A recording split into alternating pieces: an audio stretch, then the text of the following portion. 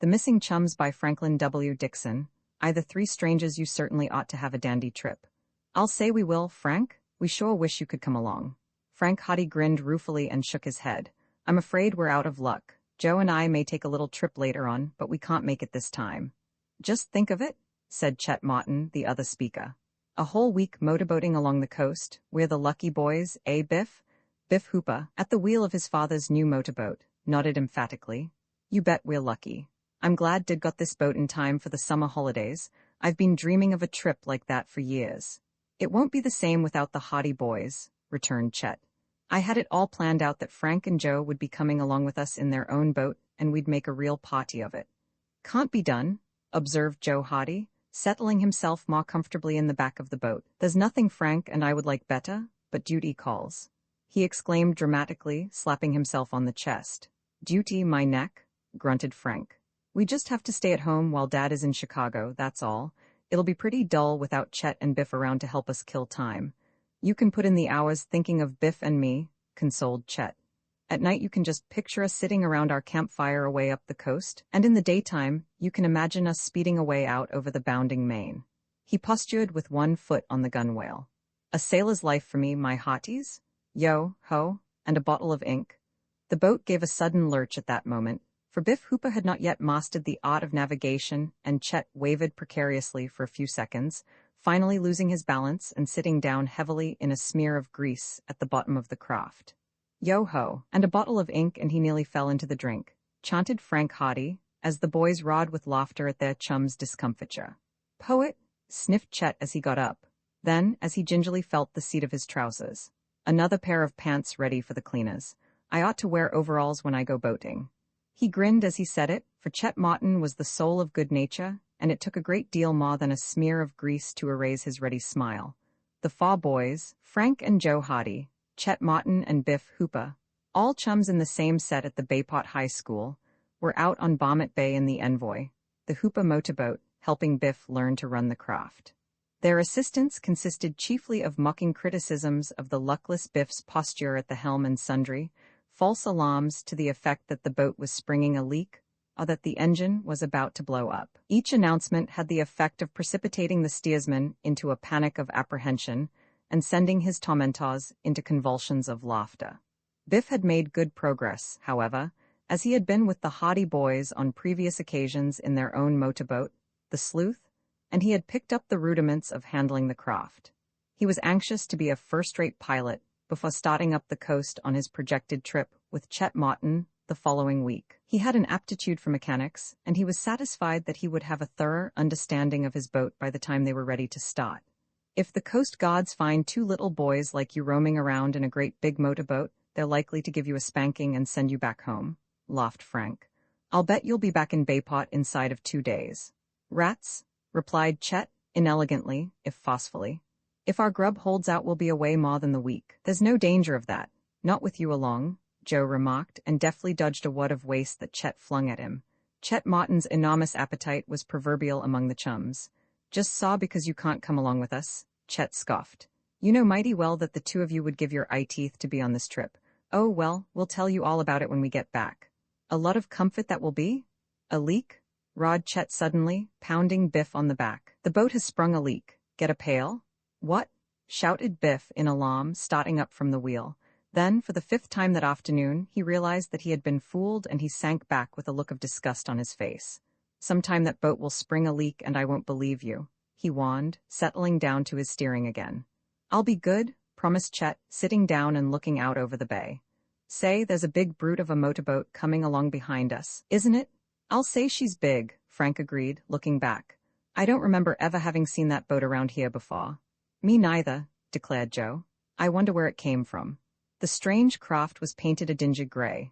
It was large and unwieldy and did not ride easily in the water. Although that boat was some distance in the wake of their own craft, the boys could distinguish the figures of 3 men, all seated well up toward the front.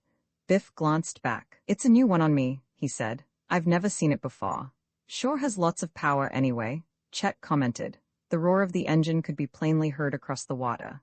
In spite of its clumsy appearance, the big boat plowed ahead at good speed, and as Biff had the Envoy, his craft, throttled down, the second boat was slowly overtaking them. Let's wait till they get abreast of us and give them a race, Chet suggested.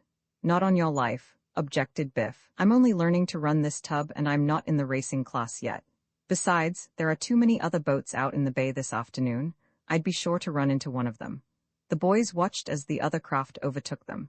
The big motorboat plowed noisily ahead, keeping directly in their wake.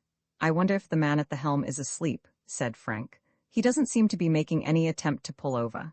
He's awake, all right, declared Chet. I can see him talking to the man beside him. He won't run us down. Don't worry. Not with Captain Hooper at the helm, my hearties. The roaring of the pursuing craft suddenly took on a new note, and the big boat seemed to leap out of the water as it increased its speed and bore rapidly down on the envoy. Spray flew about the heads of the helmsman and his 2 passengers, and a high crest of foam rose from either side of the bow. Biff Hooper shifted the wheel slightly, and the envoy veered in toward the Shaw. To the surprise of the boys, the other boat also changed its course and continued directly in their wake. The idiots! Exclaimed Biff. I don't get the idea of this at all, muttered Frank Hardy to his brother.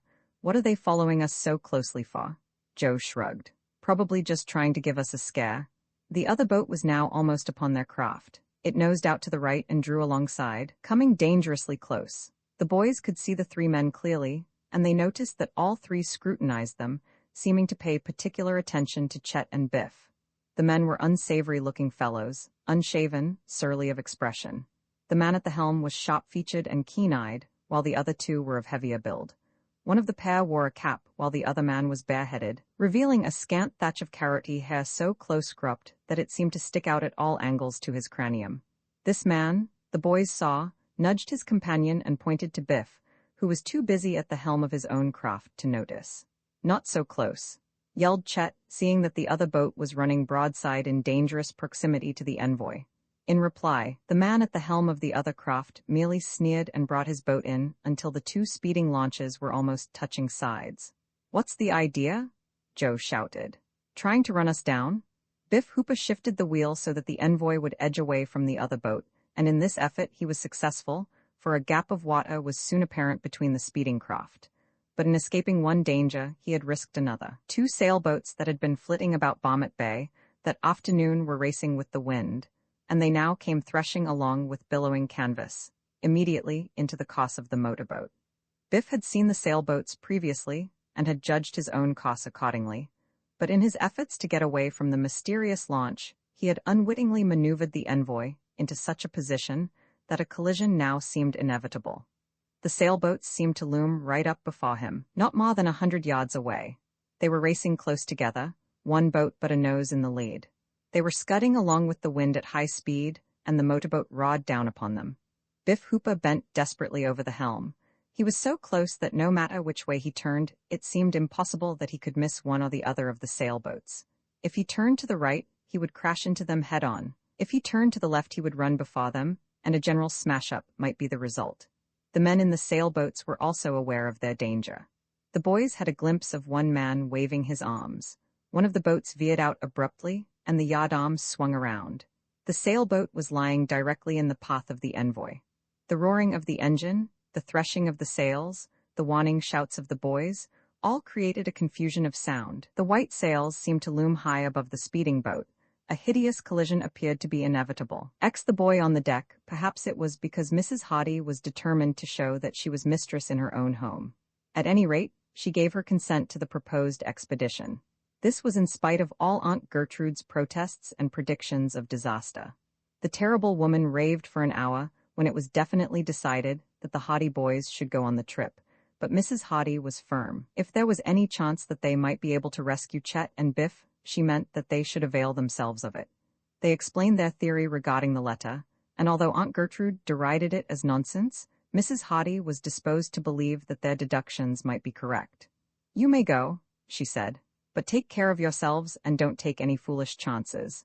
I'm worrying enough about your father, as it is." So the boys left the house before Aunt Gertrude would have an opportunity to change their mother's mind and joyfully acquainted Phil and Tony with the news.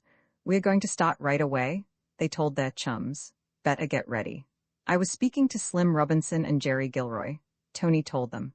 "They want to come along too? There isn't room for all of us in the one boat." "I was thinking of that. What's the matter with the rest of us making the trip in the Napoli? I'll get up another expedition and we'll follow you. Good idea. One of the boys can come with us and the rest of you can go in the Napoli. Joe and I are starting right away.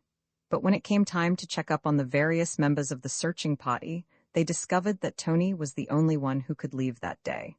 Slim Robinson had to work that afternoon, as also had Jerry Gilroy, while Phil Cohen had an engagement for the evening that he was unable to break. We'll all leave in the Napoli first thing tomorrow morning, then, decided Tony. You and Joe go ahead in your boat now and head toward Blacksnake Island.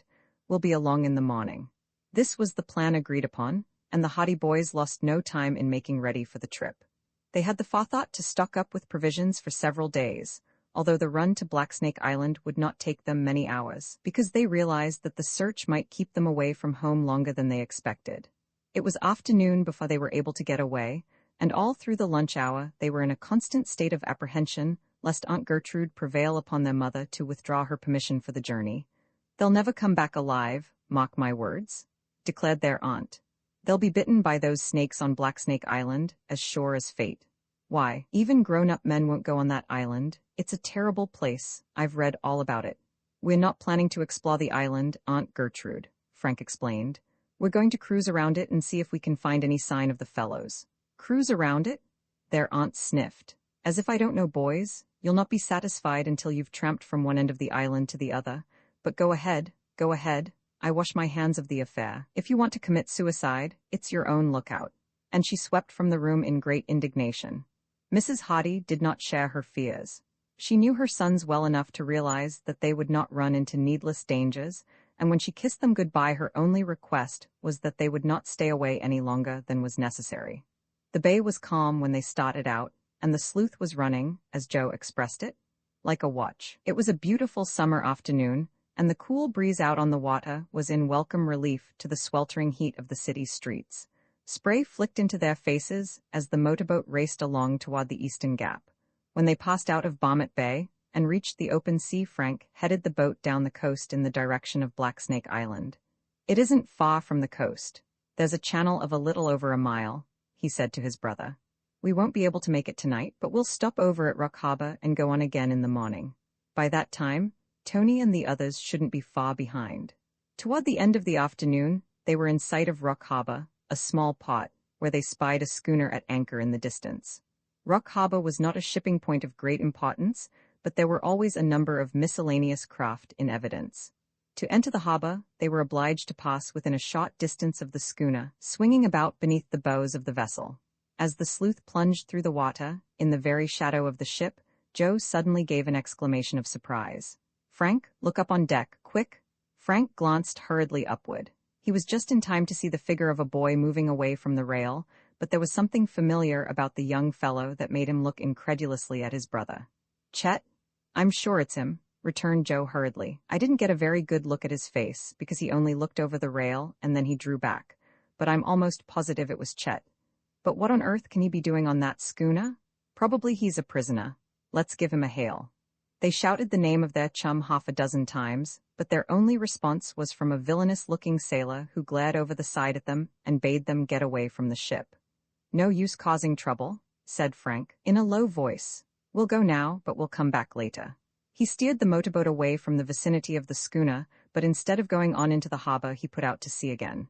It won't be long until it gets darker, then we'll go back. If Chet is on that ship, we'll get word to him somehow. Well, if it isn't Chet Martin, it's his double, declared Joe. Even if I didn't get a very good look at him, I know he was just about the same height and build and the same general appearance. What puzzles me is why he didn't call out to us. And why did he draw back from the rail in such a hurry? He mightn't have had time to call to us. Perhaps he managed to escape just for a minute or so, and they dragged him back before he could give a shout. There's something in that. And of course he mightn't have recognized us. He would have recognized the boat, I'm sure. There's something queer about it. If we come back later on, we may be able to see him again. Did you notice the name of the schooner? Yes, answered Frank. I watched for it. The Persis. I think what we'd better do is this. We'll go back down the coast and loaf around until it gets darker. Then we'll come back to the harbor and try to come up to the schooner quietly. If there's a rope ladder handy, I'll go up over the side and see what I can find out. It looks like our only chance. You'll have to go easy. If Chet and Biff are held prisoners on that ship, they'll be well guarded. You might be captured yourself. That's where you will come in. If you hear sounds of a struggle or if I don't come back, go right into the harbor and notify the police so they can have the schooner searched. Joe nodded. All right, I'll keep watch. Frank steered the motorboat back along the coast again, and for the next hour or more they cruised about, waiting for twilight. At length sunset came and gradually the shadows fell. Lights began to twinkle in the town. Lights glowed from the mysterious schooner, now but a rakish shadow at the entrance to the harbor. When the lads judged that it was sufficiently dark to cover their approach, they returned, then crept quietly up on the ship. They drew up close to the schooner's stern without being noticed, and to Frank's relief, he saw that a rope was dangling over the side. From the boat he reached out and seized it. The rope held fast, it supported his weight. There were vague sounds from the deck above, the shuffling of feet, a burst of laughter from forward. Most of the men he judged would be in port, but it behooved him to move with caution. All set, he whispered to Joe. Right. Frank swung himself away from the motorboat and began to climb slowly to the deck. Water lapped against the schooner's hull. The night was very quiet. Complete darkness had fallen by now. In a few moments Joe could only distinguish his brother, as an obscure shadow, as he clambered slowly upward. Anxiously, Joe Hardy watched. He saw his brother climb higher and higher until at last his head and shoulders were silhouetted above the side of the ship. Then Frank scrambled quietly over onto the deck. He had removed his shoes so as to proceed with a minimum of sound, so that once he had disappeared over the side, Joe could hear nothing. He crouched in the boat, waiting. Finally, he heard a low whistle from the deck above. He looked up. He could see Frank leaning over the side. His brother's face was only a gray blur. He motioned with his arm, indicating that Joe was to follow him. The motorboat had been tied fast so, although Joe was somewhat puzzled, he was nothing loath to share the adventure. Seizing the rope, he swung himself free of the motorboat, then began to climb nimbly toward the deck. The rope cut into his hands and the climb taxed his strength, but in a few minutes he was near the top. Frank had moved back from the side into the darkness again. He scrambled over the side and dropped lightly onto the deck. Frank was crouched in the shadows waiting for him, and at that moment a heavy hand fell on his shoulder and a gruff voice said in his ear, "All right, young fellow. Now we've got you both." Roman 11, the island Joe Hardy started violently. Then, realizing that he had been trapped, he dropped flat on the deck, wriggling to one side, wresting himself free of the clutching hand. He heard the man who had seized him give an angry grunt, then he saw the man lunging at him from the shadows. He dodged the outstretched arm and rolled over and over on the deck. "Grab him, Mike?" roared another voice from nearby, and then Joe was dimly aware that another struggle had started near the rail. He leaped to his feet and raced along the deck, the sailor in pursuit. "Over the side, Joe!" shouted a voice that he recognized as being that of his brother. He fled, hearing the pounding of feet on the deck close behind him. A dark figure stepped out of the shadows immediately ahead. "Collar him?" roared the man at his back. The dark figure advanced with outstretched arms. Joe stepped neatly aside, dodged as the man swooped at him and blundered to the left. The two men collided violently, and by the time they had disengaged themselves, Joe was a good 5 yards away. The schooner was in an uproar. A revolver rod from the shadows and the darkness was cleft by a crimson splash. "Harbor thieves?" yelled a voice from behind. "Catch 'em?" Footsteps pounded on the deck. Shouts and muttered imprecations rang out. A light flared from somewhere ahead. Out of the shadows rose a man who lunged fiercely at Joe, grappled with him, and they fell to the deck together. Joe managed to wrench himself free and rolled to one side, scrambling to his feet. He heard a splash nearby and a shout. Over the side? He could hear Frank calling again. His brother's voice was far below, and he knew that Frank must have dived from the rail. He was not far from the side of the schooner, and he raced for the rail, just as half a dozen figures came plunging out of the gloom, their heavy boots thudding tremendously on the deck. Again the revolver crashed out, and again the tongue of crimson flame licked its way through the blackness. The bullet passed within a few inches of Joe's head, and he ducked instinctively. He reached the rail. Desperately, he scrambled up. But just as he poised for the dive, a great hand closed about his ankle, and someone seized the back of his coat. He felt himself dragged back, but with his free foot he kicked out. The grasp of his pursuer relaxed, and Joe heard him grunt from the impact. The man staggered back. The moment he was free, Joe went over the side. He struck the cold water of the bay with a splash and went far down into the depths. Then he found himself rising again, and at last he bobbed up over the surface.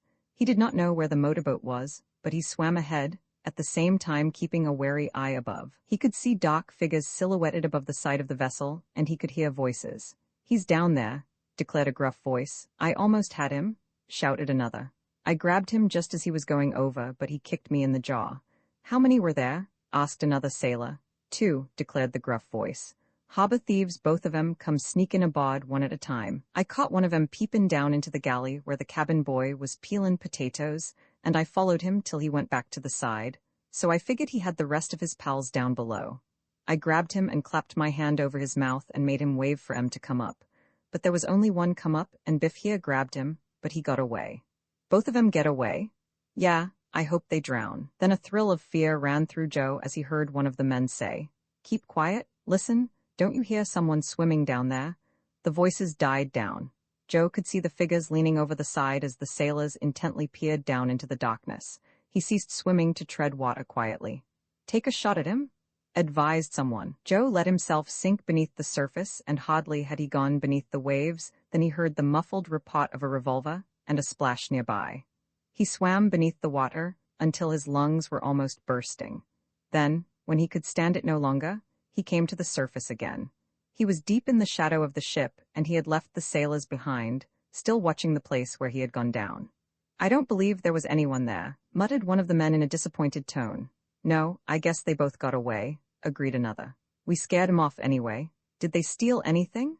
No, they didn't have time. I nailed the first one before he'd been on the ship long. I guess he just went on ahead to see if everything was clear. I'm going to bed. As long as we scared 'em off, the voices died away. Relieved, Joe swam on. In a few minutes he caught sight of a dark shape ahead. It was the motorboat. Silently he swam toward it until he had reached the side. A voice whispered, Is that you, Joe? Yes, Frank had already gained the boat. He now leaned over the side and grasped Joe's hand, helping his brother on board. Dripping wet, they both crouched in the boat. Lucky they didn't see the sleuth tied down here, whispered Frank. I've been waiting here for you. I thought sure they had you. It was a close call. They mistook us for harbor thieves, eh? Yes. Did you see Chet? It wasn't Chet after all. No, it was the cabin boy. I peeped into the galley and there he was, peeling potatoes, but it was another fellow altogether. He looked like Chet. So I started back and I had just reached the side when a sailor grabbed me. He kept his hand over my mouth so I couldn't call out. Then he grabbed my arm and made me wave over the side. I thought you were motioning for me to come on up. It was a bad mess. Oh well, we're out of it, if we can only get away from here quick enough. I think we'd better wait for a while until the excitement dies down. The boys waited in the darkness. Gradually, the schooner became silent once more. The sailors had evidently returned to the forecastle. At length, Frank judged that they could escape without trouble. Fortunately, the engine of the motorboat responded immediately, and although the noise of their departure was sufficient to arouse the ship, the sleuth shot away into the gloom so swiftly that their escape was assured. When they were several hundred yards away, they looked back, and they could see the lights of lanterns moving about near the stern, but they knew that the sailors would not put out after them. Even if they had, the motorboat would not be overtaken. They circled about in the bay for some time and eventually put back into the harbor for the night. At first they were afraid that the men on the schooner might have given word to the harbor police to be on the lookout for them, but, as Frank said, their consciences were clear, and they had no doubt of their ability to explain the situation satisfactorily. However, they were not intercepted, and in Rock Harbor, they tied the motorboat up for the night, going to a nearby hotel, where a sleepy night clock assigned them to a room. Early next morning, they were away again. Black Snake Island isn't far away now, said Frank. We should be there in a few hours at the most. There was no sign of the other boys, but Frank and Joe decided that they would not wait, as the others would overtake them at the island or would meet them on their return. They had replenished their boat with oil and gasoline. They had again inspected their supply of provisions and were in every way in readiness for the last lap of their search. It was mid-morning before they came within sight of Black Snake Island. It lay not far from the coast, a low, lean, sinister stretch of swampy land, terminating in rocky bluffs on the seaward side. There was a dank, heavy growth of vegetation, and the island seemed to steam in the summer heat. Ugly-looking place, isn't it? Remarked Frank as the motorboat sped on its way. The craft drew closer to the island. There was no sign of life. As they came nearer, the boys could distinguish the fetid swamp land facing the coast, the still, silent trees that seemed to droop beneath the scorching sun, and they felt a qualm of repulsion. Black Snake Island was not an inviting place. It lived up to its name. It was a fit abode for serpents, not for human beings. When they were within half a mile of the island, they heard a vague but familiar sound. Motorboat? exclaimed Frank. They listened. They could hear the sound of a motorboat, apparently approaching from the far side of the island. Frank spun the wheel. "We'll head down the channel. No use letting them think we're bound for the island," he said. "It's not likely to have anything to do with our search, but it's best to play safe." The sleuth changed its course so that Black Snake Island was now to one side, and the motorboat appeared to be heading on down the coast. The haughty boys scanned the dark bank of land intently.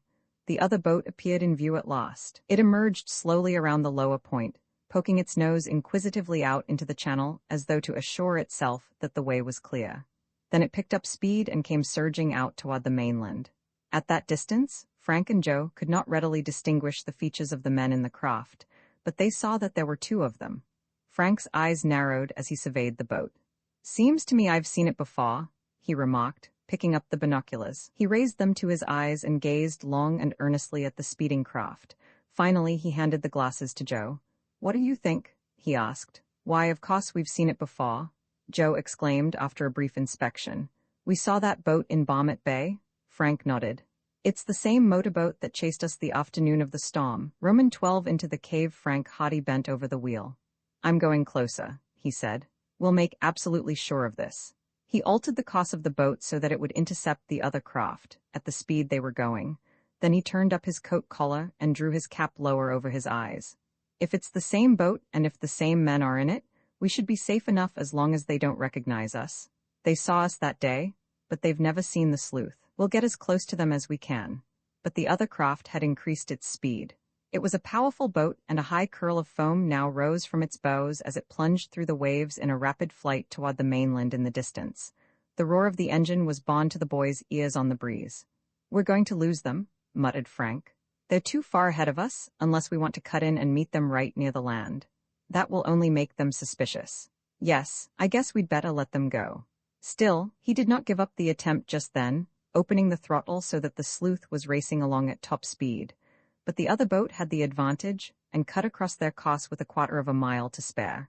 Joe gazed through the binoculars, striving to identify the two men. "No use," he remarked at last. "The fellow at the wheel is turned away from us, and the other man is bending down in the boat so I can't see his face. Is it the same boat?" "I can't be positive, but I think so. It certainly looks very much like it. I'm almost sure. Of course, there might be lots of other motorboats just like it, but I've got a hunch that it's the same craft. What would it be doing at Black Snake Island? There's no doubt that it came from there. That's for us to find out. We'll let them go onto the mainland.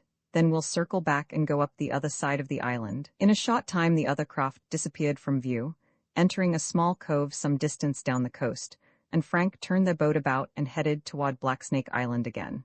They approached it from the seaward side and drew in as close to the island as they dared. The rocky bluffs were lonely and forbidding, seeming to offer no available landing place. "We'll go right around it. If Chet and Biff are there, we should be able to see their boat or a fire or some sign of them," said Frank, half questioningly, to his brother. "After seeing that other motorboat, I'm pretty sure we won't see any sign of them at all. I'm pretty well satisfied that those men kidnapped them and brought them here, and if they did, you may be sure they'll be well hidden. We'll circle the island anyway, and if we don't see anything, we'll land and make a search of the place." But making a circuit of the island took longer than the boys expected. Black Snake Island was bigger than it had first appeared. It was almost a mile in length and correspondingly wide. A great, swampy tract of forbidding marsh at one end, rising to higher ground and desolate rocks at the other. On the swampy side, there were sinister little creeks, dead bushes half inundated, logs floating about in the black water. Frank and Joe caught glimpses of triangular black heads forging slowly through the water here and there. "The black snakes?" Frank exclaimed, once the motorboat passed within a few yards of one of these black reptiles. Fascinated, the boys watched the ugly black head that projected above the surface, and they could see the long, sinuous body writhing beneath the water as the snakes swam toward the fetid marsh. "There must be hundreds of them on that island. They're dangerous, too. I've read about them. A bite from one of them means you're finished." There were fewer snakes on the rocky side of the island, and, after they had made the circuit without seeing any sign of human life, the boys decided to make a landing. "Seeing that motorboat leaving here makes me believe someone is around," declared Frank. "I won't be satisfied until I find out for sure. We won't stay here all night.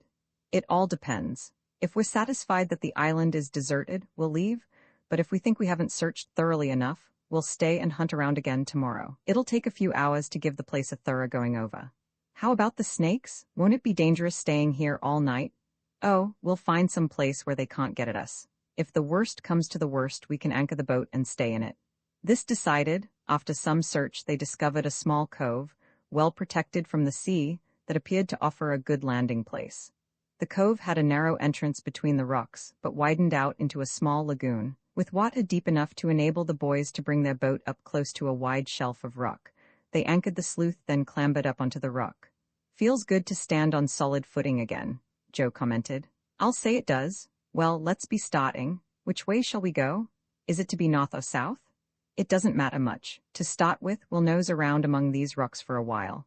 The sun blazed on the bare crags as the boys picked their way over the rocks and boulders. Away in the interior, they could see the waving tops of trees in the steaming marsh, but for the time being they contented themselves with exploring the rocky end of the island.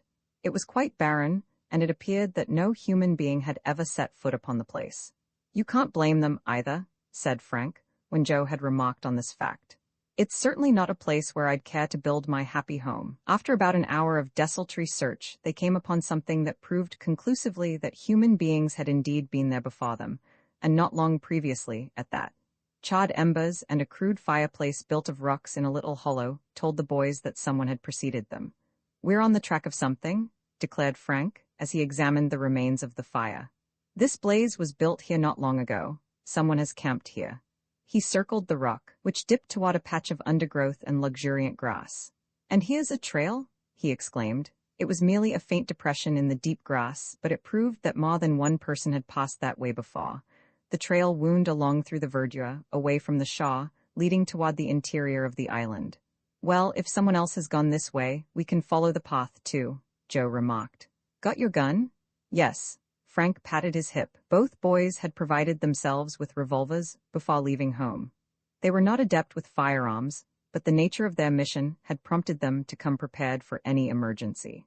Fenton Hardy had a collection of weapons in his study, all trophies of his various cases, and the Hardy boys had each taken a small and efficient-looking automatic pistol for protection.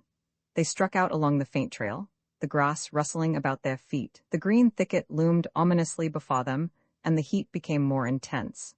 Frank was striding along in advance, gazing at the thicket ahead, when he suddenly came aware of a disturbance in the grass almost at his feet. Some sixth sense warned him of danger. That strange tickling of the spine, man's instinctive reaction to the presence of a hidden peril, made him look down. Immediately in front of him lay a huge black snake. The reptile was easily 5 feet in length, and as the boy leaped back, he could hear a prolonged hissing. The snake writhed and twisted, and its head came into view from amid the grass, the red tongue flickering wickedly. Frank saw that the snake was coming directly at him. He leaped to one side, at the same time snatching his automatic from his hip pocket. He had not time to aim, but he pressed the trigger and pumped 2 shots in the direction of the reptile. The snake stopped dead, then swiftly began to coil itself up in readiness to strike. Not a word had been spoken. Frank had blundered back against Joe, who was unaware of the cause of his brother's sudden alarm. He quickly grasped the situation, however, and looked about him. Close at hand, almost hidden by the grass, was a heavy stick. He bent and quickly snatched it up. "Quick," said Frank, taking it from him. He brandished the stick and brought it down with terrific force upon the snake. The first blow did not kill the reptile, although it rendered it helpless. The hissing continued, the scarlet tongue flickered like flame. Then the boy brought the stick down again. It crushed in the evil black head. A few spasmodic wriggles and the snake lay still. "Phew," breathed Frank, stepping back. "What a big brute he is." The boys inspected the reptile more closely, repressing a shiver of repulsion as they saw the sinuous, scaly body lying there in the grass. "We'd better get away from here. Path or no path, where there's one snake there are more. Its mate is probably close by." The boys retreated until they gained the comparative safety of the rocks. "It's lucky for me you saw that stick," declared Frank. "He was coming right for me, and the automatic wasn't much use. He was moving so quickly I couldn't have shot him. He was stirred up and angry too. I guess I must have disturbed his morning nap. We'll stick to the rocks for a while, I guess. It's time enough to go nosing around the interior when we've finished with the outside of the island." The boys descended a rocky slope that led into a small bay protected from the sea by a black reef. There were no snakes in sight as they skirted the shore, and then they came upon a well-beaten path leading up the side of a cliff. By the look of this path, the island isn't as deserted as it looks, Frank commented. Perhaps we'll have better luck following it. The path wound about among the rocks, seemingly in an aimless fashion, now diverging toward the Shaw, now bringing them farther inland. They followed it doggedly, however, convinced that it must have an ending somewhere, and that the termination would give them some clue as to the people who had used the trail before. The trail at length brought them in front of a huge black opening in the rocks. It was a cave, over 12 feet in height, dark, gloomy, and forbidding. "Now what?" asked Joe. Frank glanced at his brother. "Shall we go in? You can't scare me. If you'll go, I'll go. The trail leads here. Other people must have gone in here. If they can do it, so can we." "Lead on." Frank picked up a heavy stick lying among the rocks near the entrance to the cave. "You never know when we'll run into snakes around here," he remarked. "It's just as well to be ready for them." Joe hunted around until he, too, found a club that would be serviceable in the event of their encountering more of the reptiles. He patted his hip to make sure that the automatic was still in his pocket. "All set?" "All set." Frank stepped forward and entered the mouth of the cave. Joe followed at his heels. For several yards the cave was illuminated by the light from outside, but as they went on the gloom became deeper until at length they were faced by impenetrable darkness. Frank had brought with him a pocket flashlight and he switched it on. A wide ring of light shone before them, showing the damp rock walls ahead. They stepped forward cautiously. The floor of the cave sloped upward, but the great opening in the rock was of such extent that the ceiling was scarcely visible above in the light of the flash. "I don't know where we're going, but we're on our way," said Frank, as they toiled on up over the rough rocks. His voice awakened tumultuous echoes that were flung back and forth from the massive walls. The flashlight showed him at length the place where the flaw dipped abruptly to a steep slope, although there was still a wide ledge at the top, sufficiently wide for them to proceed. He turned the light down the slope, but could see nothing save inky blackness. The boys proceeded slowly along the ledge. There were numerous pebbles and small rocks underfoot.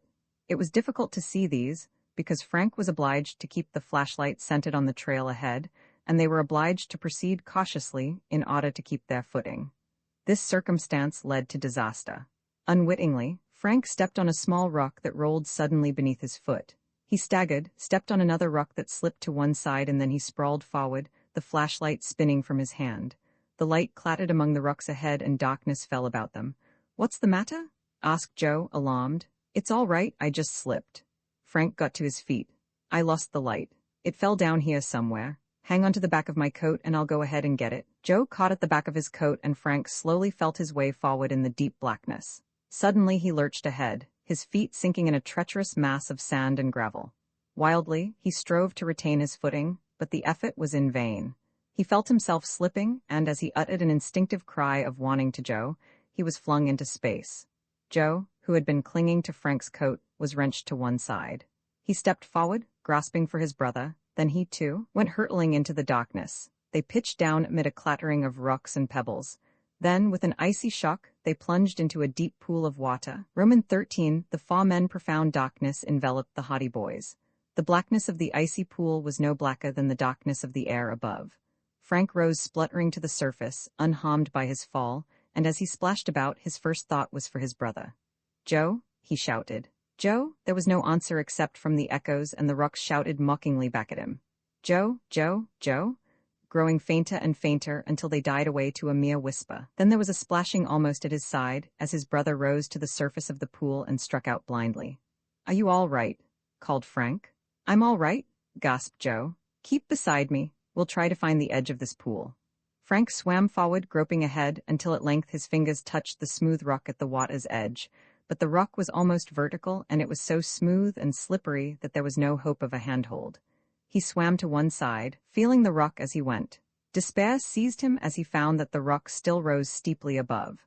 If they had fallen into a circular pit, they were doomed. In pitch darkness, then, they battled their way about the border of the pool, until at length Frank's searching fingers closed about a rocky projection that seemed to indicate a change in the surface of the cliff. He was right.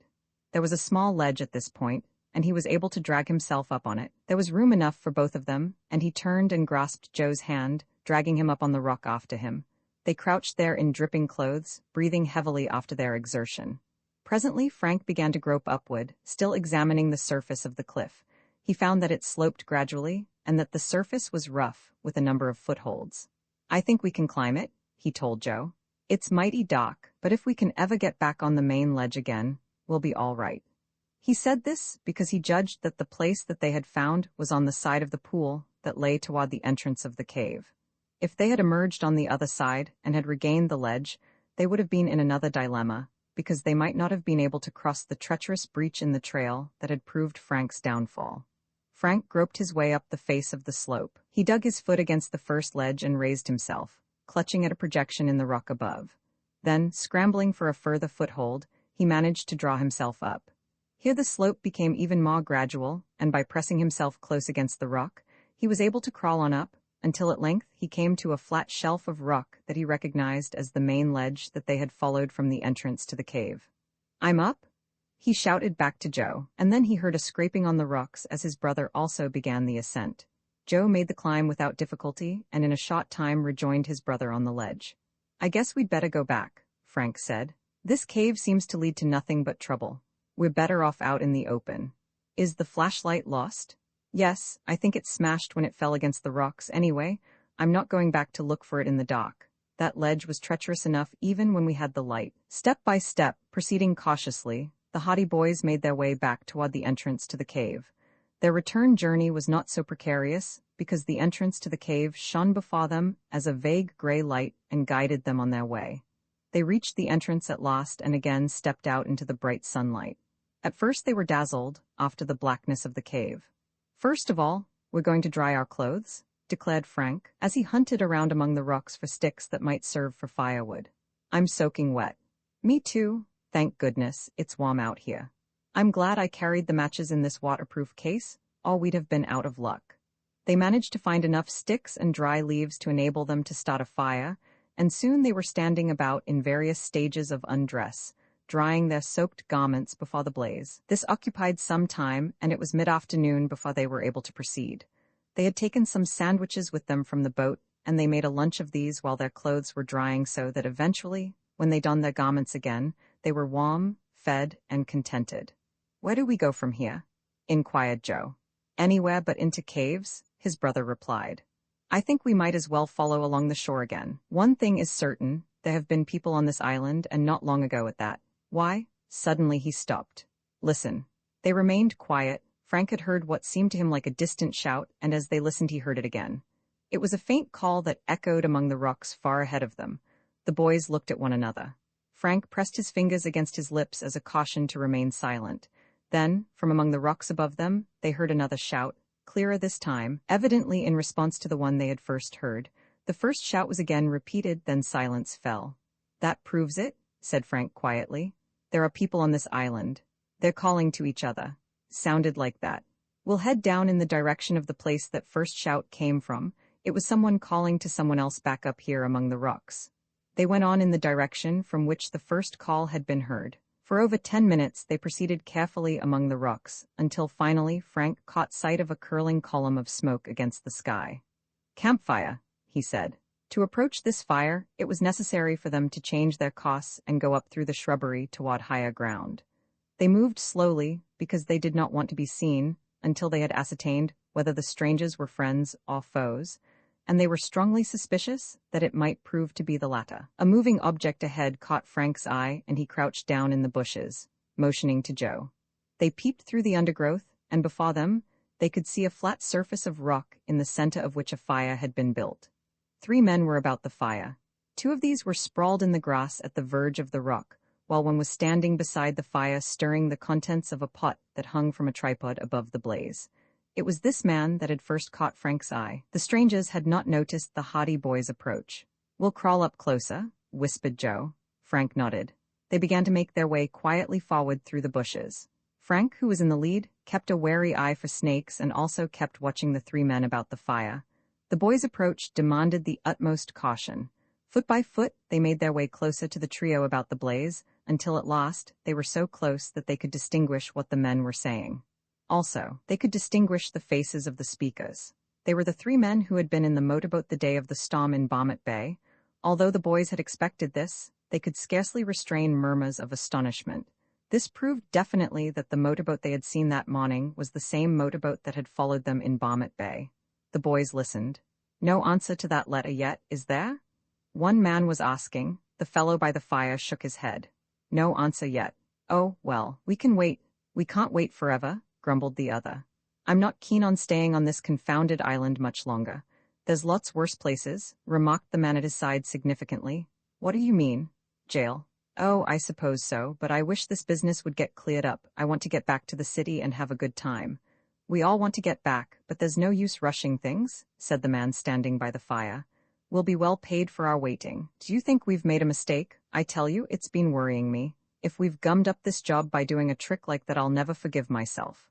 No, there's no mistake. Don't worry about that, scoffed the man at the fire. Didn't we look things over mighty careful like before we started? Yes, admitted the other slowly, but they keep hopping on that tune all the time and I'm beginning to think there may be something in it. Where's Red? Demanded the third man. Didn't you call him? Yeah, I called him. This is him now. He's coming down from the grove. Suddenly, Frank clutched his brother by the arm and flattened himself against the ground. A footstep sounded immediately behind them. Twigs crackled. Unobserved, a man had approached to within a few feet back of them, striding silently through the deep grass. The boys remained motionless, wondering if they had been seen. For a breathless second they lay rigid in the bushes. Then the footsteps passed by within a few inches of Frank's outstretched hand. They heard his deep voice. When did you all get back? Just a few minutes ago, replied the man at the fire. We left the boat in the bay. Anything new? Nothing new, growled the deep voice. The prisoners are still safe and sound. One of the other men chuckled. Have they quieted down yet? No, growled the newcomer. They kicked up a big fuss all the time you were away. Still keep saying we've made a mistake. Mistake, nothing, the man by the fire declared. There's been no mistake about this job, they can't fool me. Roman 14, the storm, the four men had dinner about the campfire, and when the meal was over the man they called Red got up. May as well go back to the cave, he remarked. It's cooler than out here. It's hot enough to put a man to sleep out on these rocks, said one of the others. Yeah, let's go on up to the cave. I don't like the idea of staying too close to the cave, growled the man who had been by the fire. If anybody comes around here and should find us, they'll have to look some to find them as long as we're not near the cave, see? That's all right, Pete, retorted Red. If anyone comes on this island, we'll know of it in lots of time to clear away from the cave. We may as well keep cool. There was a grumbled assent from Pete, and then the haughty boys heard sounds of receding footsteps as the quartet strode off through the grass. They waited until the men were out of earshot, then peered through the undergrowth. Shall we follow them? Asked Joe eagerly. You bet we will. I want to know where this cave is that they're talking about, and I want to know who the prisoners are that they mentioned. Do you think it really could be Chet and Biff? I'm almost sure it is. Didn't you hear the fellow saying that the prisoners kept insisting that there'd been a mistake? We've figured it out right all along. They captured Chet and Biff in mistake for us. The haughty boys began moving through the undergrowth on the trail of the four men. They crouched down and kept to the shelter of the bushes so that they were able to proceed at a good rate of speed without exposing themselves to view. If we can only get into the cave and get Chet and Biff free, exclaimed Joe. It won't be any too easy. They seem to be guarding them pretty closely. First of all, we've got to be certain that it's them. I don't think there's any doubt of that. Everything hangs together too well. If we could get them out, we could run for the boat and get them away to the mainland. That's what we'll have to plan on. But the main thing is to find this cave. Yes, of course. The four men in the lead had entered the outskirts of a small grove toward the center of the island. Frank could just see the head and shoulders of the lost man disappearing into the woods. He marked the spot where the fellow had entered the grove, and the haughty boys made toward it. They found it comparatively easy to follow the trail, for the others had beaten down the grass and twigs in passing, and in a few minutes they had reached the grove. Go slow, cautioned Frank as they entered the shadow of the trees. They may have seen us crossing the clearing. They listened for a moment. They could hear the crashing of branches and the crackling of twigs, the distant hum of voices as the quartet continued through the woods, so they went ahead. The wood was steaming hot, and the ground was dank underfoot. The grass was long, and the leaves of the trees drooped of their own weight. Once Frank saw a black snake scurrying away through the grass, but none of the serpents molested them. The path the boys followed was beaten down by the feet of the men ahead, and they made easy progress until at length the sight of a clearing ahead warned them to again exercise caution. They crept along through the trees and underbrush until the clearing came fully into view. It was at that part of the interior of the island where the swamp gave way to the rocks, and the grassy clearing led in a gradual slope to a high wall of rock, at the base of which was the mouth of a cave.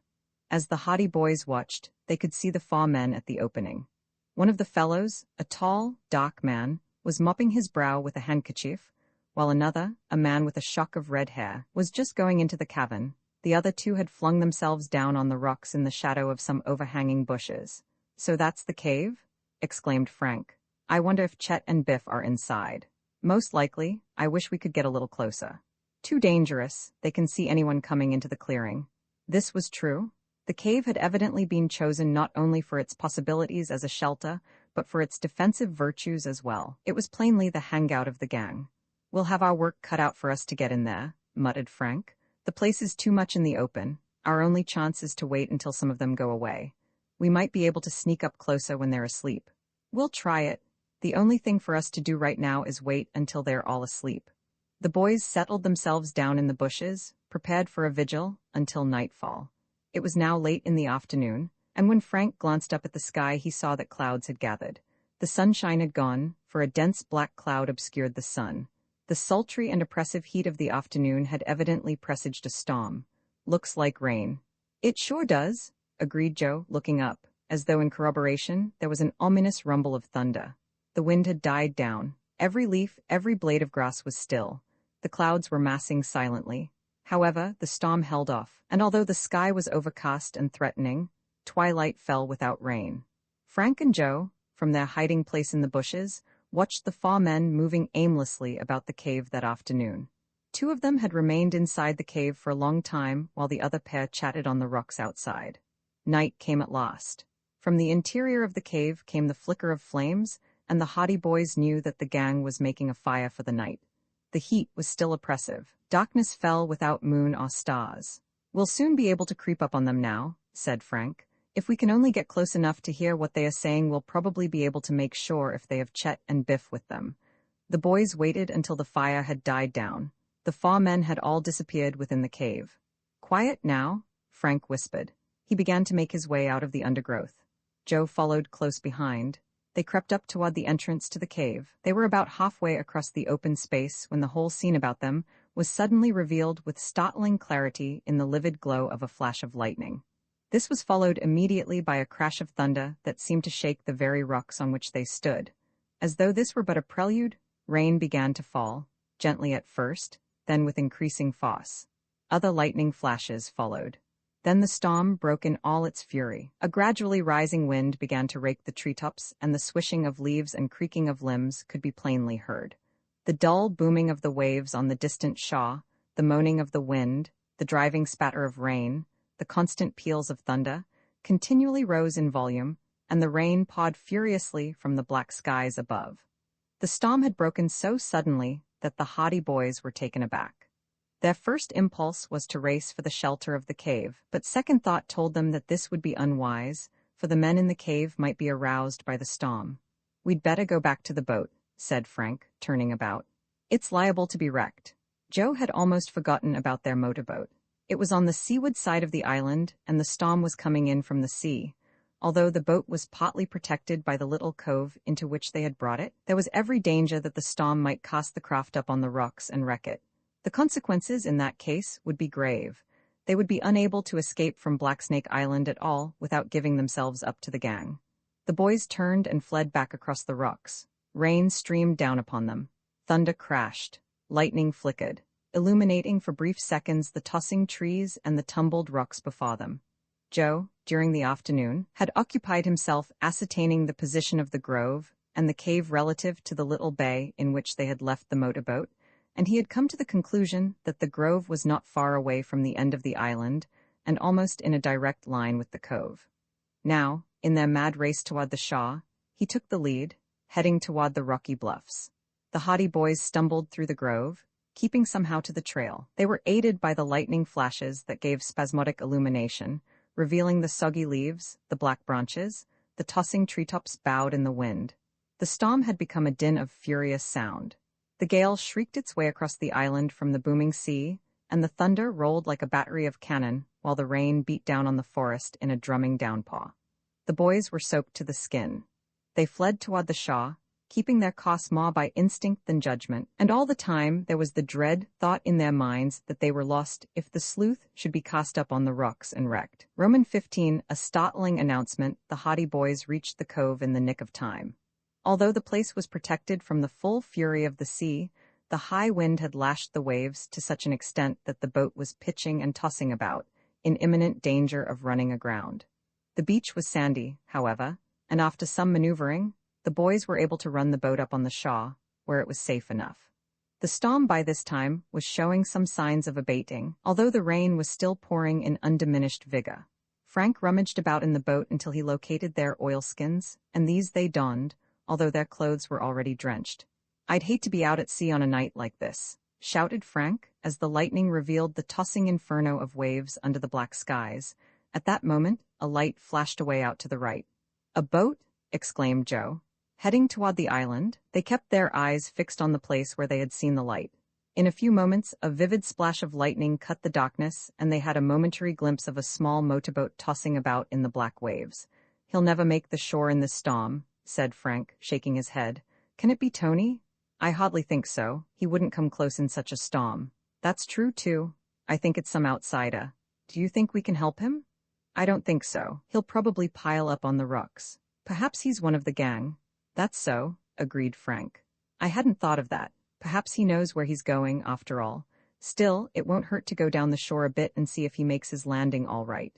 They went on down the shore in the darkness, picking their way among the rocks, feeling in their faces the salt spray blown in from the sea. The dull booming of the surf and the howling of the wind provided an almost deafening cacophony of sound. Every little while, a lightning flash would reveal the little boat, slowly heading in toward the shore. Suddenly, Frank stopped short, grasping his brother by the arm. "I saw a light ahead." "I thought I did too, right on the shore." They waited. In a moment the light reappeared. It bobbed slowly up and down and appeared to be moving down toward the beach. "Somebody is going down to meet the boat. It must be one of the gang," declared Frank. The boys went forward more cautiously. The next flash of lightning showed that Frank's assumption was correct. They could see 4 men in oilskins trudging down among the rocks. The man in the lead carried a powerful electric lantern that cast a vivid beam of light upon the rain-washed boulders. They saw that the man in the motorboat was heading toward a small bay that afforded ideal protection from the storm. The entrance was very narrow and great waves dashed over the rocks with showers of white spray, but the man in the boat guided his craft skillfully into the channel. He was in difficulties for a few moments, but by good steering brought the craft around. Then it shot forward, making the channel neatly, and surged down toward the beach. The men in oilskins were there to meet him. The boat was run up on the sand, and the lone steersman sprang out and splashed through the water. For a few moments, the 5 men conferred, standing there on the dock beach, with the wind whipping their oilskins about their legs, the lantern gleaming like a white eye, and the rain pouring down upon them. They looked like 5 sinister birds of prey as they stood there in the storm, and then they turned and began to walk back up over the rocks toward the center of the island. "This must be their landing place," said Frank. "And that means they must have a good trail from here to the cave." "Let's follow them," suggested Joe. "Just what I was going to say. We know our boat is safe and we can't get any wetter than we are now." The boys therefore made their way down to the place where the 5 men had been standing. They could see the reflection of the lantern as it bobbed up and down while the quintet trudged back toward the trees, and they followed. True enough, there was a well-defined trail among the rocks, and they made easy progress, considering the darkness and the fact that the trail was unknown to them. The height of the storm had passed, and the rain had settled down to a steady downpour. The roar of the thunder had diminished to an occasional distant rumble, and the lightning flashes were less frequent. The wind, too, had died down. The light ahead guided them up the trail, across the rocks, then into the grove again, and in a short time they again emerged on the edge of the clearing and could see the dull mass of the granite slope before them. The fire still gleamed, and they could see the 5 men go into the cave, which was brilliantly illuminated for a moment in the light of the lantern which the first man held so that the others might pass. "We may as well go right up," said Frank. "We've come this far. There isn't any use backing down now." "I'm with you." They crossed the rocks and crept up toward the entrance to the cave. They found tumbled boulders about the opening that afforded good protection, and they were able to make their way up to within a few feet of the cave mouth without danger of being seen. The wind and the rain still created sufficient noise to drown out any sounds that they might have made in their approach. Through an opening in the boulders, they peeped into the cave. As they were in darkness, they knew there was little chance that they would be seen by the men within. As for the latter, they were in the full glare of the fire, which one of the men had replenished from a pile of wood nearby. The boys, therefore, could see without being seen. The men were divesting themselves of their oilskins, and one of them, the newcomer, had flung himself down on a pile of blankets as though exhausted. "I tell you it was a tough trip," he was saying. "I was sure I was going to be wrecked. I couldn't find the passage. If you hadn't come along with the lantern when you did, I'd have been washed up on the rocks and the boat would have been smashed to pieces. Well, you're here, and that's all there is to it," declared the man they called Red. "You shouldn't have started out when you saw a storm was coming up. I didn't know it was going to be so bad.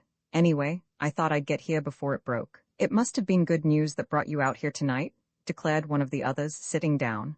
"I'll say it was good news," said the newcomer. "Mighty good news." "What is it?" they asked eagerly. "I've found out why Fenton Hardy didn't pay any attention to that letter." The boys listened eagerly. At the mention of their father, they knew that all their suspicions had been verified. They waited tensely as the conversation went on. "Why?" asked Red. "He didn't get it." "Why didn't he get it?" The newcomer paused and smiled. "The reason he didn't get it," he said slowly and triumphantly, "is because we've got him." "Got him? We've got Fenton Hardy? How? Where? How do you know?"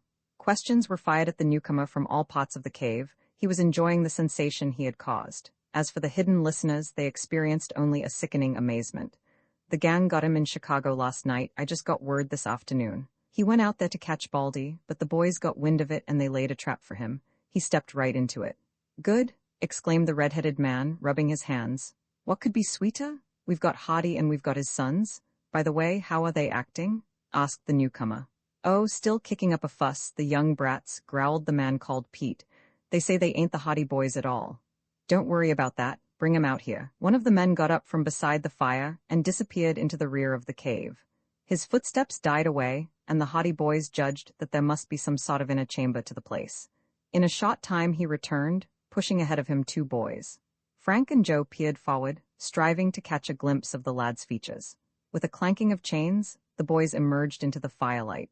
They were Chet Martin and Biff Hooper. The lads were handcuffed and their ankles were bound by a gleaming length of chain, just long enough to enable them to walk.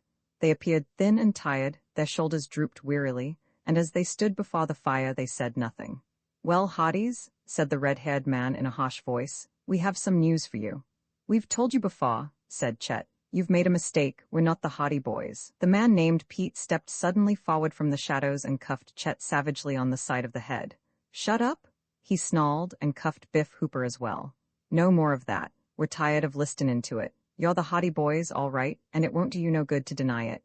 "You've made a mistake?" insisted Chet stubbornly. "We'll show you how much of a mistake we've made," roared one of the men. "We brought you out here to tell you something. Our men have got your father at last." "Mr. Hardy?" exclaimed Chet, greatly taken aback. "Yes, Mr. Hardy," exclaimed Red, mimicking him. "That shot sunk home, didn't it? We've got him, and we've got you, and we'll starve you into making your mother come across with the money we want. If you have been holding out, hoping your father would come for you, it's no good now. We've got him and we've got you, so you may as well give up." "There's no use asking us," declared Biff. "We're not the Hardy boys." Red cuffed him viciously over the ears again. Biff staggered back from the blow. "Oh, take them back and chain them up again," Red said, in disgust. "Let 'em starve for a while and they'll come around and tell the truth? If I could get loose for about 2 minutes, I'd show you," declared Biff, clenching his fists. But the red-haired man only laughed contemptuously. The Hardy boys, from their hiding place, saw Pete come forward and drag Chet and Biff back into the darkness at the rear of the cave, their chains clanking as they went. Romans 16, the alarm, the Hardy boys were quivering with excitement. They had found the whereabouts of their chums. They had learned the dismaying news that Fenton Hardy had been captured by his enemies. They had discovered the hiding place of the gang. All this had taken place in a few fleeting hours. Their first problem was to release Chet and Biff. But at first glance that seemed impossible, for when Pete came back into the cave, he flung a bunch of keys into the sand beside the fire and laughed harshly. "They'll get tired being chained up to a rock after a few more days," he said. "They'll come through yet." "We can wait as long as they can," declared Red. "If they'll only write a letter to their mother now and tell her we want that ransom, we'll be sitting pretty. Fenton Hardy can't come after them. that's certain. Well, it's a good day's work. I'm going to sleep, said one of the other men. He pulled a blanket about him and curled up beside the fire. Good idea, remarked Red. We might as well all turn in.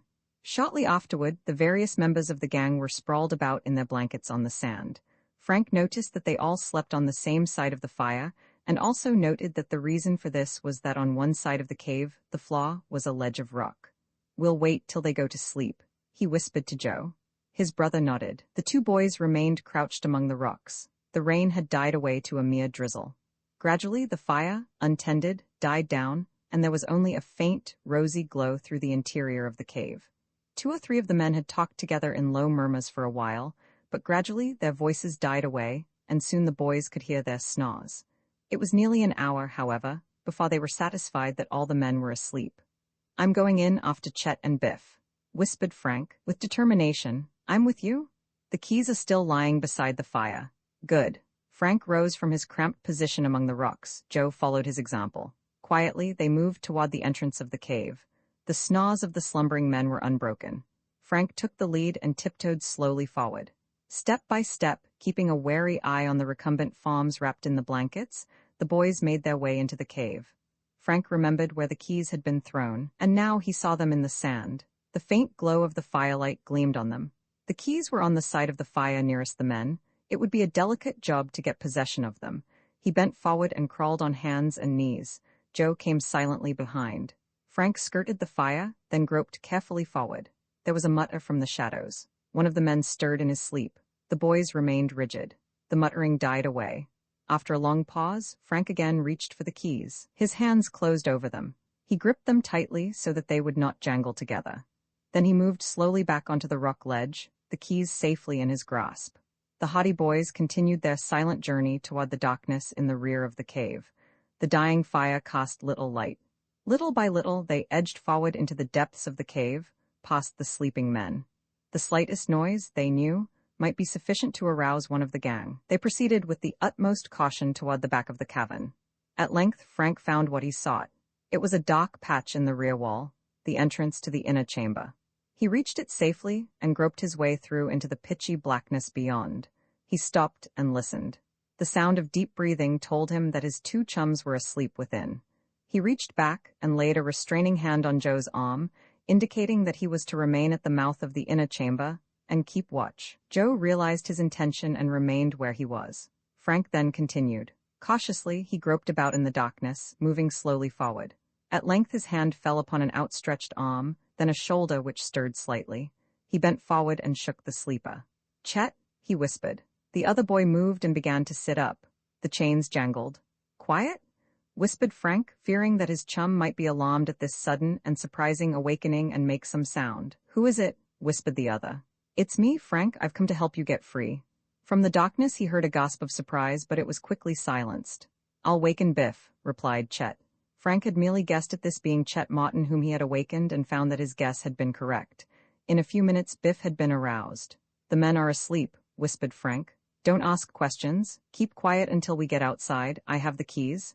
Where is the lock? We are chained to the rock, Chet whispered in return. He grasped Frank's hand, guiding it to the wall of the cave until his fingers closed on a heavy padlock.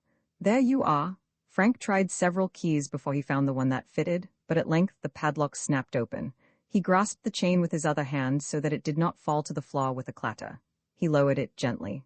Now for the handcuffs. Chet extended his wrists, and Frank finally located the small key that opened the handcuffs. He removed them, then released Chet's feet in a similar manner. Then he crawled over to Biff, releasing him from his chains. All this work had been done with a minimum of noise, and as there had been no warning whisper from Joe, they assumed that the men in the outer cave had not been aroused. Frank led the way out, the 3 crawling on hands and knees into the main cave. They could see Joe crawling ahead of them, past the ruby glow of the embers. The snores of the men continued without interruption. Frank was jubilant. The most dangerous part of the affair was over. Could they but gain the entrance in safety and reach their motorboat in the cove before the gang should discover that their prisoners had escaped, all would be well. Frank caught sight of a flashlight lying in the sand. His own light had been lost in the rock cave the previous day, and he knew they would need a light to regain their boat. He reached carefully over for it. His hands closed about the black cylinder, and the light was his. Chet and Biff nodded appreciatively when they saw what he had done. The flashlight would be a big factor in aiding their escape. Joe had reached the entrance to the cave by now.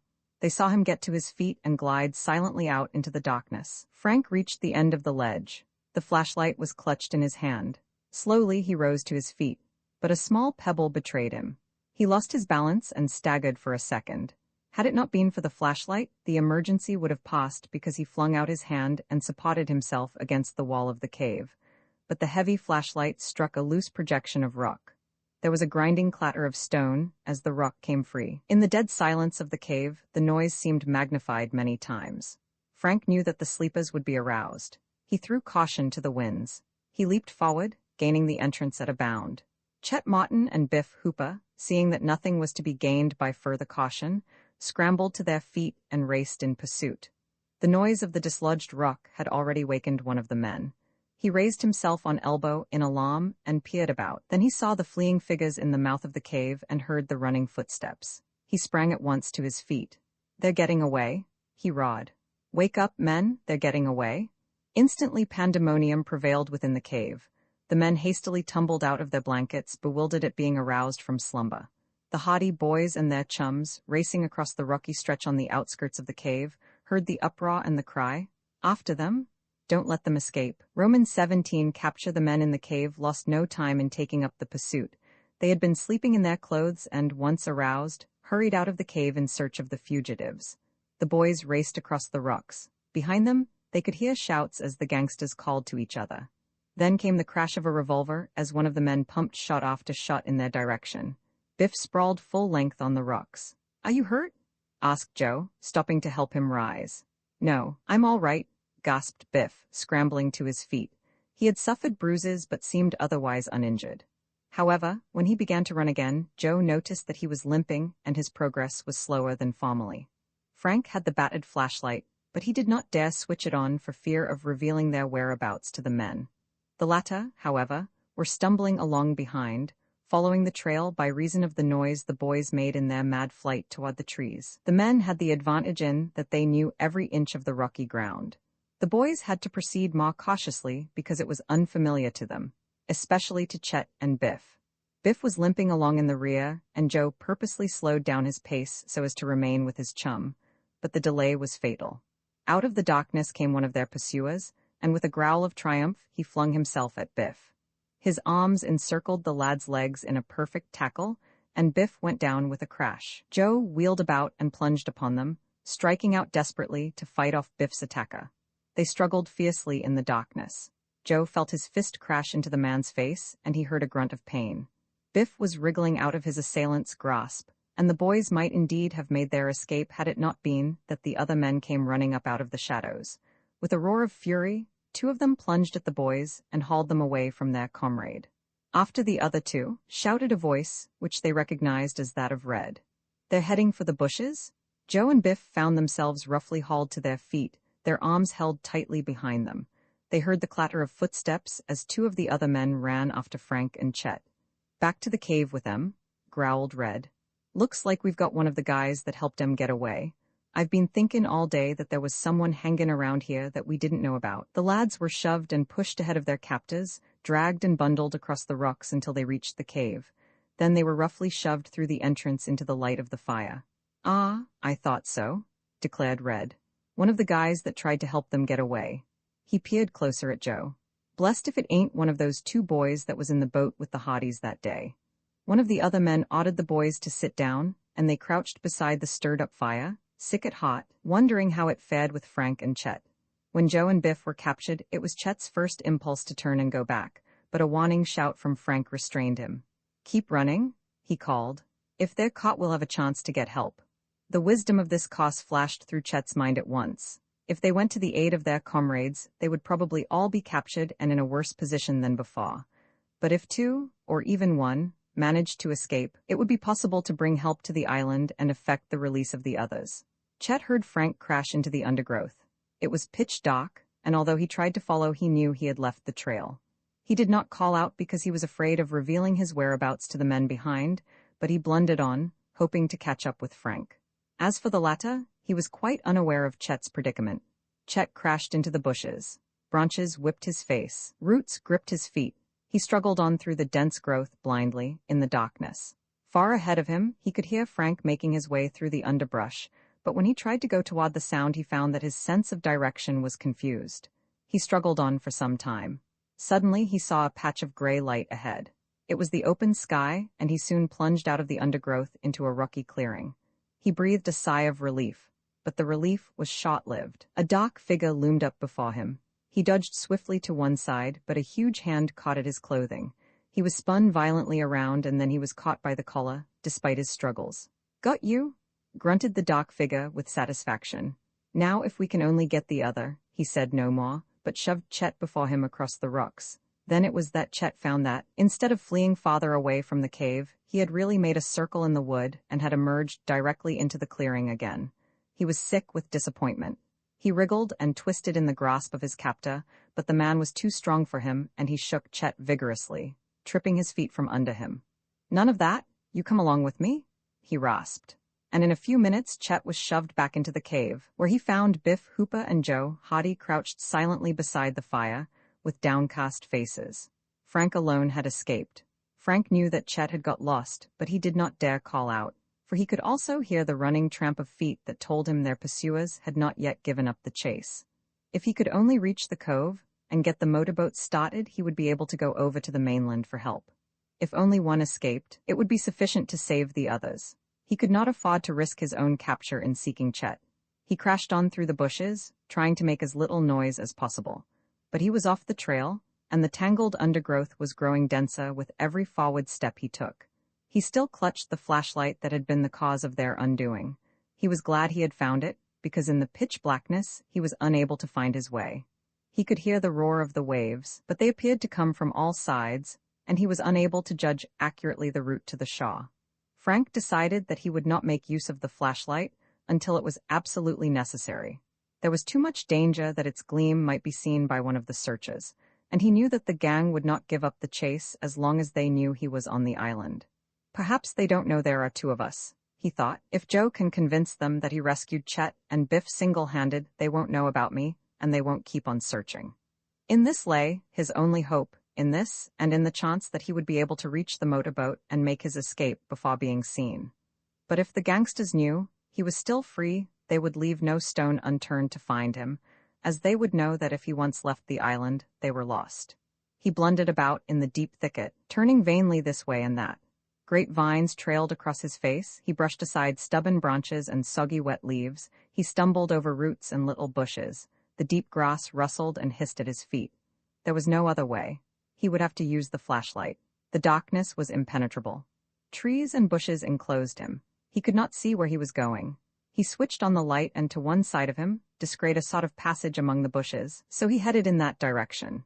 He managed to get free of the worst of the vines and the thick foliage and found himself in a forest aisle. He went down it, in the direction of the booming surf. His heart beat quickly at the thought that he was now free and that he would soon be back at the boat. What had happened to Chet? He judged that his chum was either captured now or lost in the grove. Frank knew that he could not wait to learn Chet's fate because any delay would be fatal to them all. He had switched out the flashlight and was plunging along through the darkness when the forest aisle suddenly took a twist, and he found himself again floundering in the midst of trees and trailing vines that entangled him. Frank switched on the flashlight again, and a second later he heard a grim voice from close by. "Throw up your hands." He wheeled about and found himself suddenly bathed in a ring of light.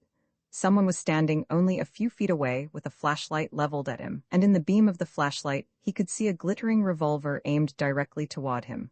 "Throw up your hands," rasped the voice again, "or you'll be shot." Slowly Frank raised his hands above his head. "That's better. Now march back ahead of me. Back to the cave, young fellow. We've got you all now. Forward march. Roman 18 back to the cave. This is a piece of luck," declared the red-headed man. He squatted by the fire with his arms folded and surveyed the 4 prisoners. Frank and Joe had been dragged back to the cave with the others and were now bound and helpless, while the gangsters confronted them. "Who are these two?" asked the man called Pete, indicating the Hardy boys. Red shook his head. "We've seen 'em before. They were in the boat the day we were looking these 2 birds over," he remarked, gesturing toward Chet and Biff. "What's your names?" demanded Pete gruffly. The haughty boys glanced at one another. Their captors were not yet aware of their identity, and they did not know whether to admit it or not. Frank resolved on silence as the best course. "Find out," he retorted. An ugly look crept into Red's face. "Is that so?" he snarled. "Won't talk, eh? I'll soon make you talk." He leaned forward and wrenched open Frank's coat. Frank's wrists were handcuffed, and he was helpless to resist. Red pulled him roughly to one side and groped in the inner pocket of the coat. There was a rustle of paper, and he withdrew 2 or 3 letters. Frank bit his lip in exasperation. He had forgotten about the letters, and he knew that any hope of concealing his identity was now lost.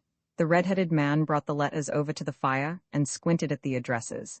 His eyes opened wide, his jaw dropped. "Frank Hardy?" he gasped. "What?" demanded one of the other men. "All these letters are addressed to Frank Hardy," declared the astonished gangster.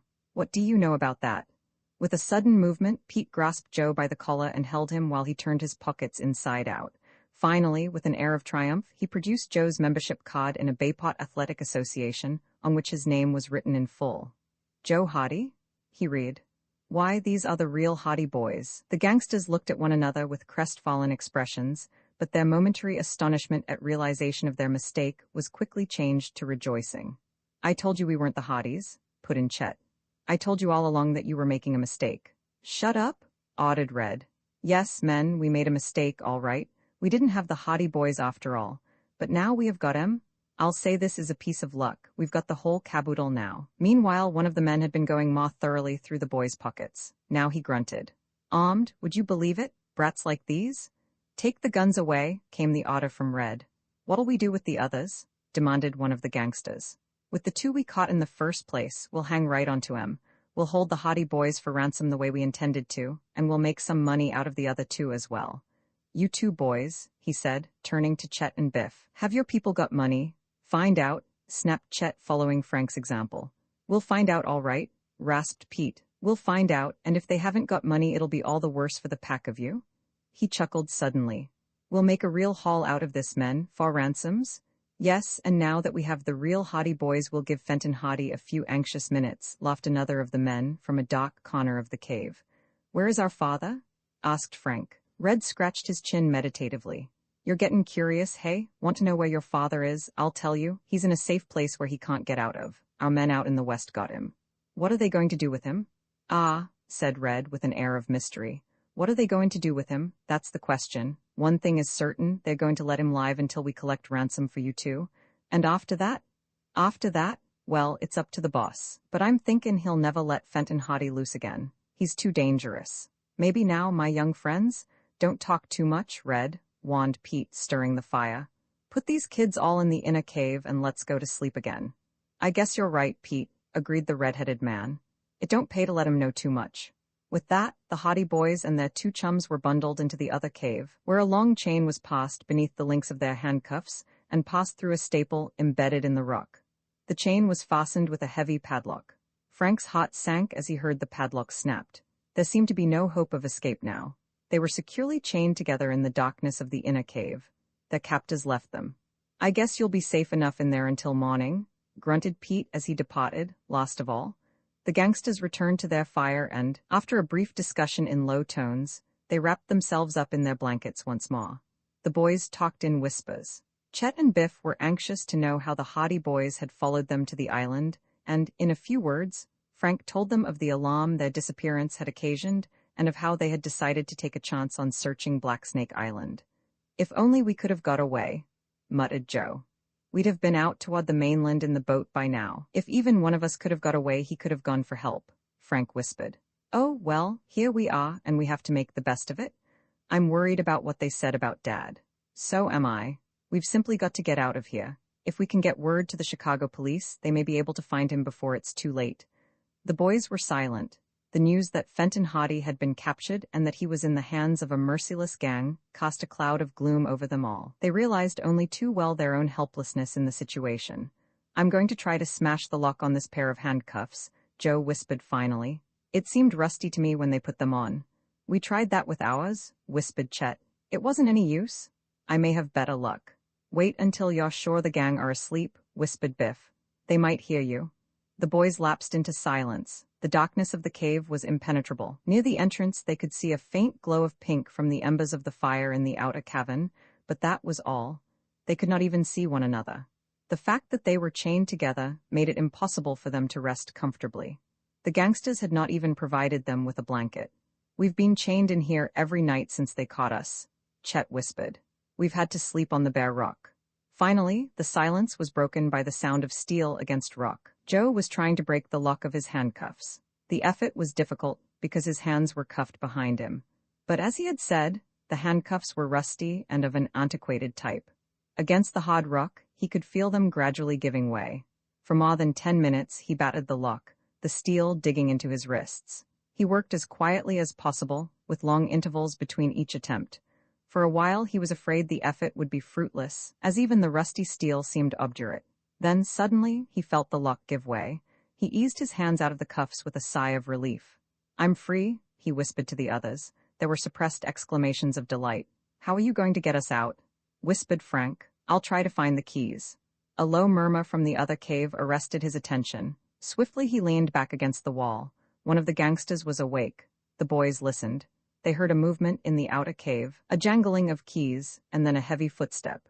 Joe thrust his arms behind his back and feigned slumber. He could hear someone entering their cave. Suddenly, a bright light flashed in his face. The man on guard had come to inspect the captives, and he brought with him a flashlight. Joe kept his eyes closed and breathed heavily. He hoped desperately that the man would not inspect their handcuffs. The fellow appeared satisfied, and in a few moments went away. Through narrowed eyelids, Joe could see his dark form as he reached the passage between the two caves. He saw the round white circle of light shine for a moment on a small rock shelf in the passageway, and he saw the guard reach up and toss a bundle of keys on the shelf. Then the man went on his way, switching out the light. Joe's heart beat faster.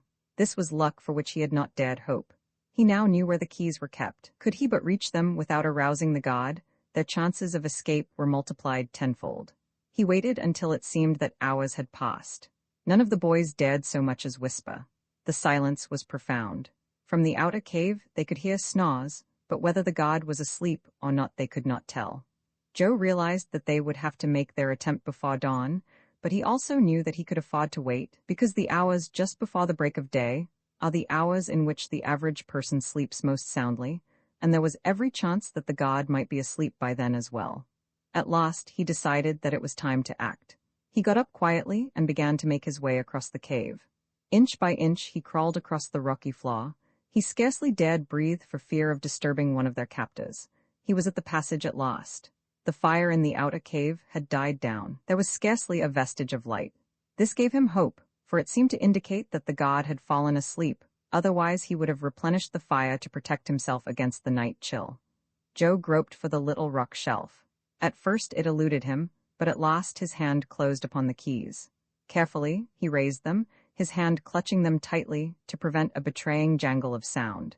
He turned slowly to make his way back to the others. In silence, he reached them and began to grope for the chain that bound them together. He found the chain at last, then the padlock, and felt in the darkness for the key to fit it. The key at last. It was larger than the others, which he judged were the handcuff keys. The padlock snapped and he unhooked the chain. "That's that," he whispered, quietly. "Now for the handcuffs." One by one the other boys presented their shackled wrists to him in the darkness, and he groped for the key that would set them free. In a tense silence he fumbled with the locks and the handcuffs, but, one by one, the handcuffs opened. One by one the boys moved quietly aside, rubbing their chafed wrists. At last the task was finished. They were free again, but there still remained the outer cave. Roman 19 separated. Frank Hardy led the way. He paused in the passage for a few seconds, surveying the scene in the outer cave. All the men were asleep. They were rolled up in their blankets and lay sprawled in the shadows. There was merely a faint crimson glow from the embers of the fire. He did not go on all fours. He just crouched low as he moved across the cave among the sleepers. Quick, sure footsteps, as silent as those of a cat, brought him to the outer entrance. So much depended on their escape that the lads were uncannily silent. They seemed like mere shadows as they progressed, one by one, to the mouth of the cave. There was not a sound. The snores of the sleeping gangsters were unbroken. Frank waited at the entrance. Chet joined him in a few moments. Then came Biff and finally Joe. Safely out of the cave, the boys halted for a second on the rocks.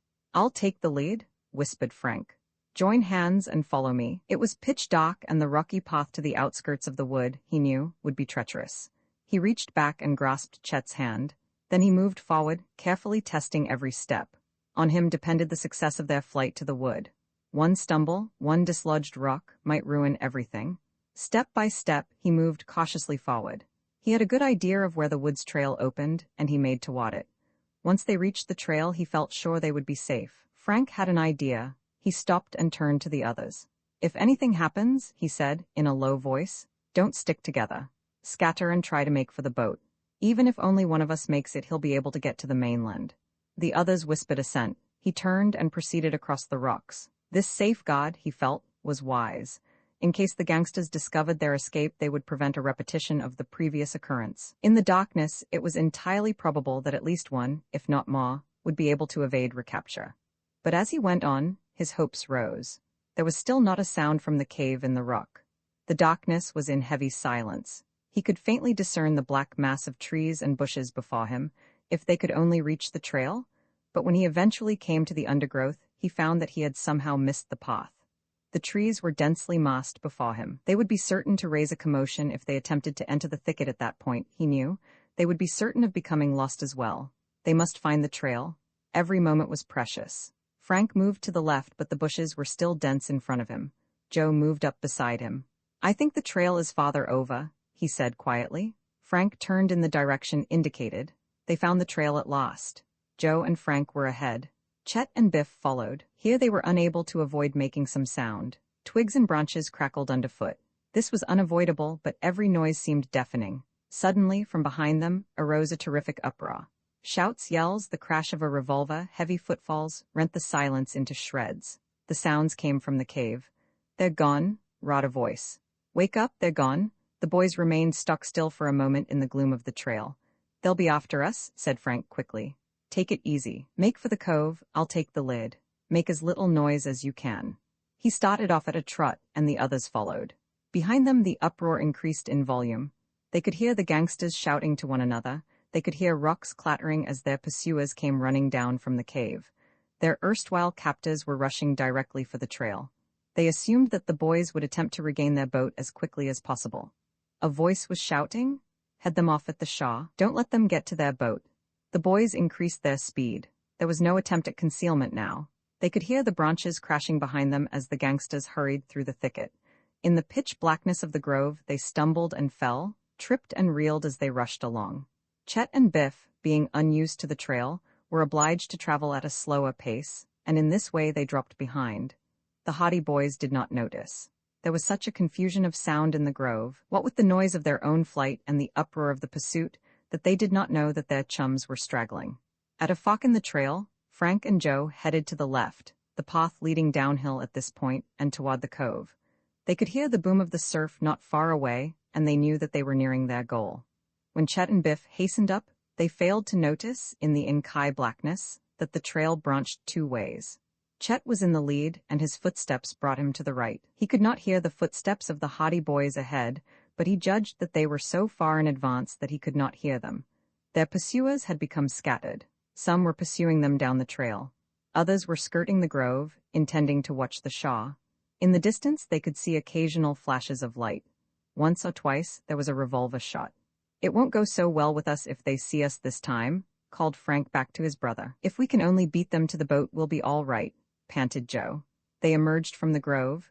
They could see the white line of the surf ahead and the gray shapes of the rocks along the Shaw. The cove lay below. The haughty boys raced down the rocky slope. Only then did they become aware of the fact that their chums were not following. Frank stopped and turned. "Where are Chet and Biff?" he asked, startled. "I thought they were right behind," replied Joe blankly. They listened. There were no sounds of running footsteps down the trail. Back in the grove, they could hear a frenzied crackling of branches, but whether it was caused by their comrades or by their pursuers they could not tell. "They must have taken the wrong turning in the dock," declared Frank, as the solution dawned on him. "Quick, we'll get to the boat first. If we can find them, we'll bring them with us. If we can't, we'll have to make for the mainland alone." A flash of scarlet light showed against the blackness of the bush as a revolver crashed out, and a scattering of rock close by told them that the bullet had been meant for them. The gangsters were near at hand.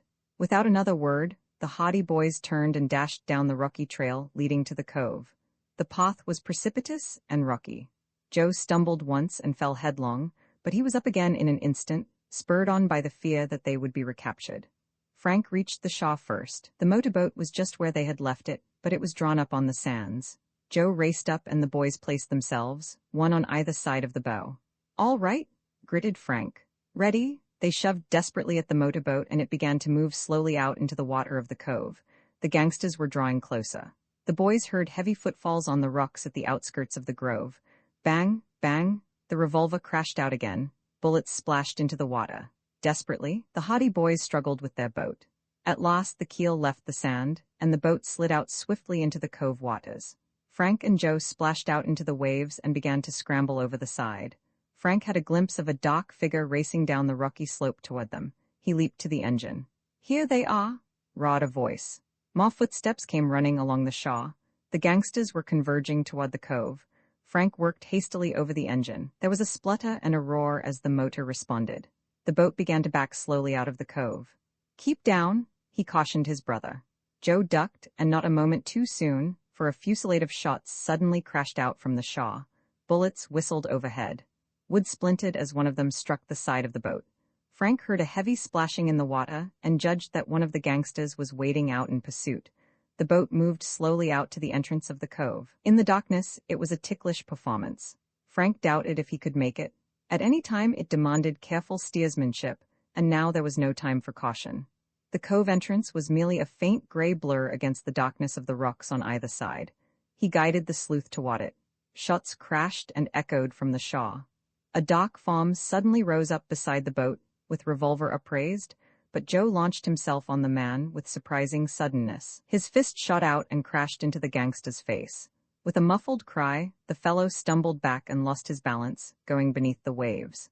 He rose again in a moment, waist deep in water, spluttering and choking, but by that time the sleuth was several yards away, and the water was too deep to permit the fellow to wade out any farther.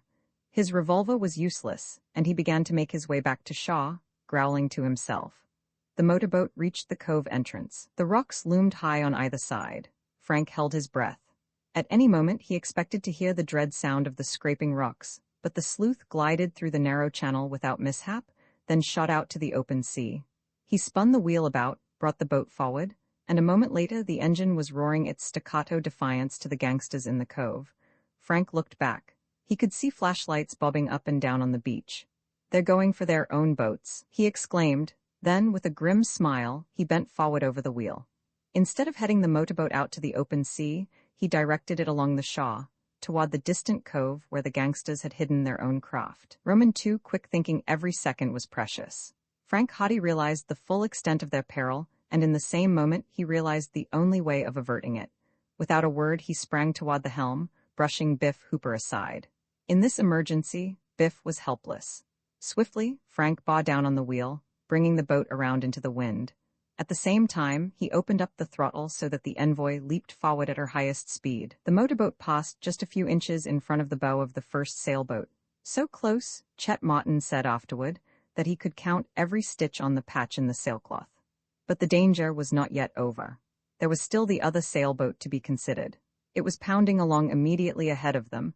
The man at the tiller was making frantic efforts to get out of the way, but the danger lay in the fact that in trying to guess the possible course of the Envoy, he might make a false move that would have him shoot directly across its path. Frank swung the helm around again. Once more, the Envoy veered to the left so sharply that a cloud of spray drenched the boys.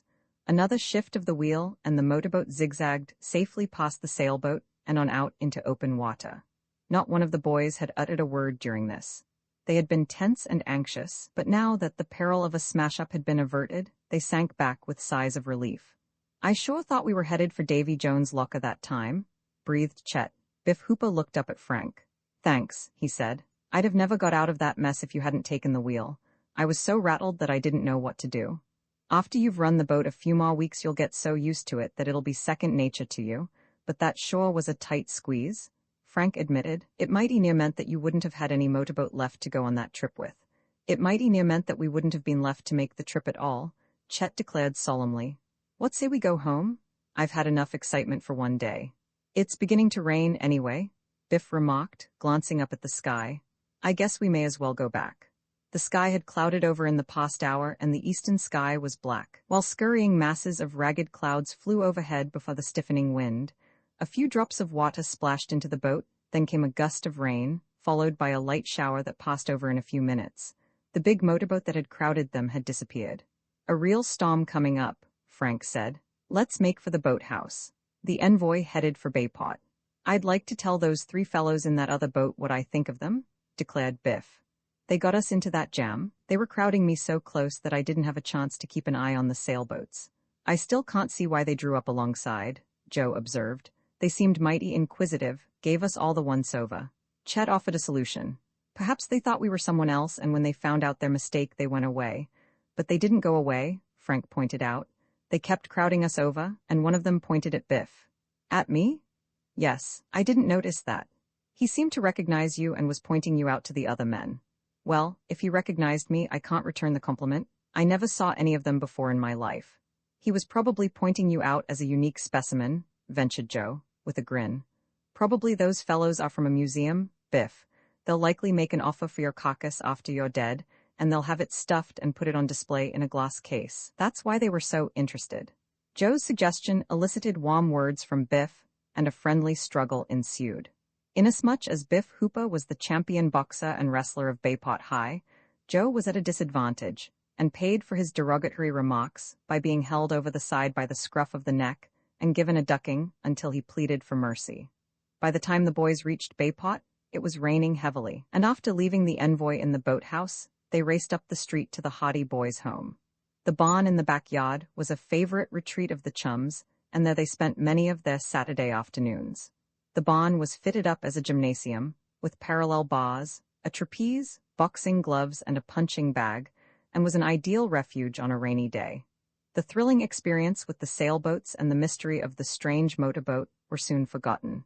Phil Cohen and Tony Prito, school chums of the Hardy boys, drifted in during the afternoon, as well as Jerry Gilroy and Slim Robinson. This comprised the gang, of which the two Hardy boys were the leading spirits. Frank and Joe Hardy were the sons of Fenton Hardy, an internationally famous detective. Mr. Hardy had been for many years a detective on the New York police force, where he was so successful that he went into practice for himself. His two sons already showed signs of inheriting his ability, and in a number of instances, had solved difficult criminal cases. The first of these was the mystery of the theft of valuable jewels and bonds from Tower Mansion, an old-fashioned building on the outskirts of Bayport. How the Hardy boys solved the mystery has already been related in the first volume of this series, entitled The Tower Treasure. In the second volume, The House on the Cliff, the Hardy boys and their chums had a thrilling experience in a reputedly haunted house on the cliffs overlooking Barmet Bay. This was the starting point of an exciting chase for smugglers, in which the Hardy boys came to the rescue of their father after undergoing many dangers in the cliff caves. The third volume of the series, The Mystery of the Old Mill, which precedes the present book, relates the efforts of the Hardy boys to run to earth a gang of counterfeiters operating in and about Bayport, and their efforts to solve the mystery surrounding an abandoned mill in the farming country back of Barmet Bay. Frank Hardy, a tall, dark-haired boy of 16, was a year older than his brother Joe, and usually took the lead in their exploits, although Joe was not a whit behind his brother in shrewdness and in deductive ability. Mrs. Hardy viewed their passion for detective work with considerable apprehension, preferring that they plan to go to a university and direct their energies toward entering one of the professions. But the success of the lads had been so marked in the cases on which they had been engaged that she had by now almost resigned herself to seeing them destined for careers as private detectives when they should grow older. Just now, however, detective work was farthest from their thoughts. Frank and Tony Prito were engaged in some complicated maneuvers on the parallel bars. Joe was taking a boxing lesson from Biff Hooper, and Phil Cohen was trying to learn how to walk on his hands under the guidance of Jerry Gilroy and Slim Robinson. As for Chet Martin, the mischief maker, he was sitting on the windowsill, meditating. And when Chet Martin meditated, it usually meant that a practical joke was in the offing. "I'll bet you can't skin the cat on that trapeze, Jerry," he called out suddenly. Jerry Gilroy looked up. "Skin the cat," he said. "Of course I can.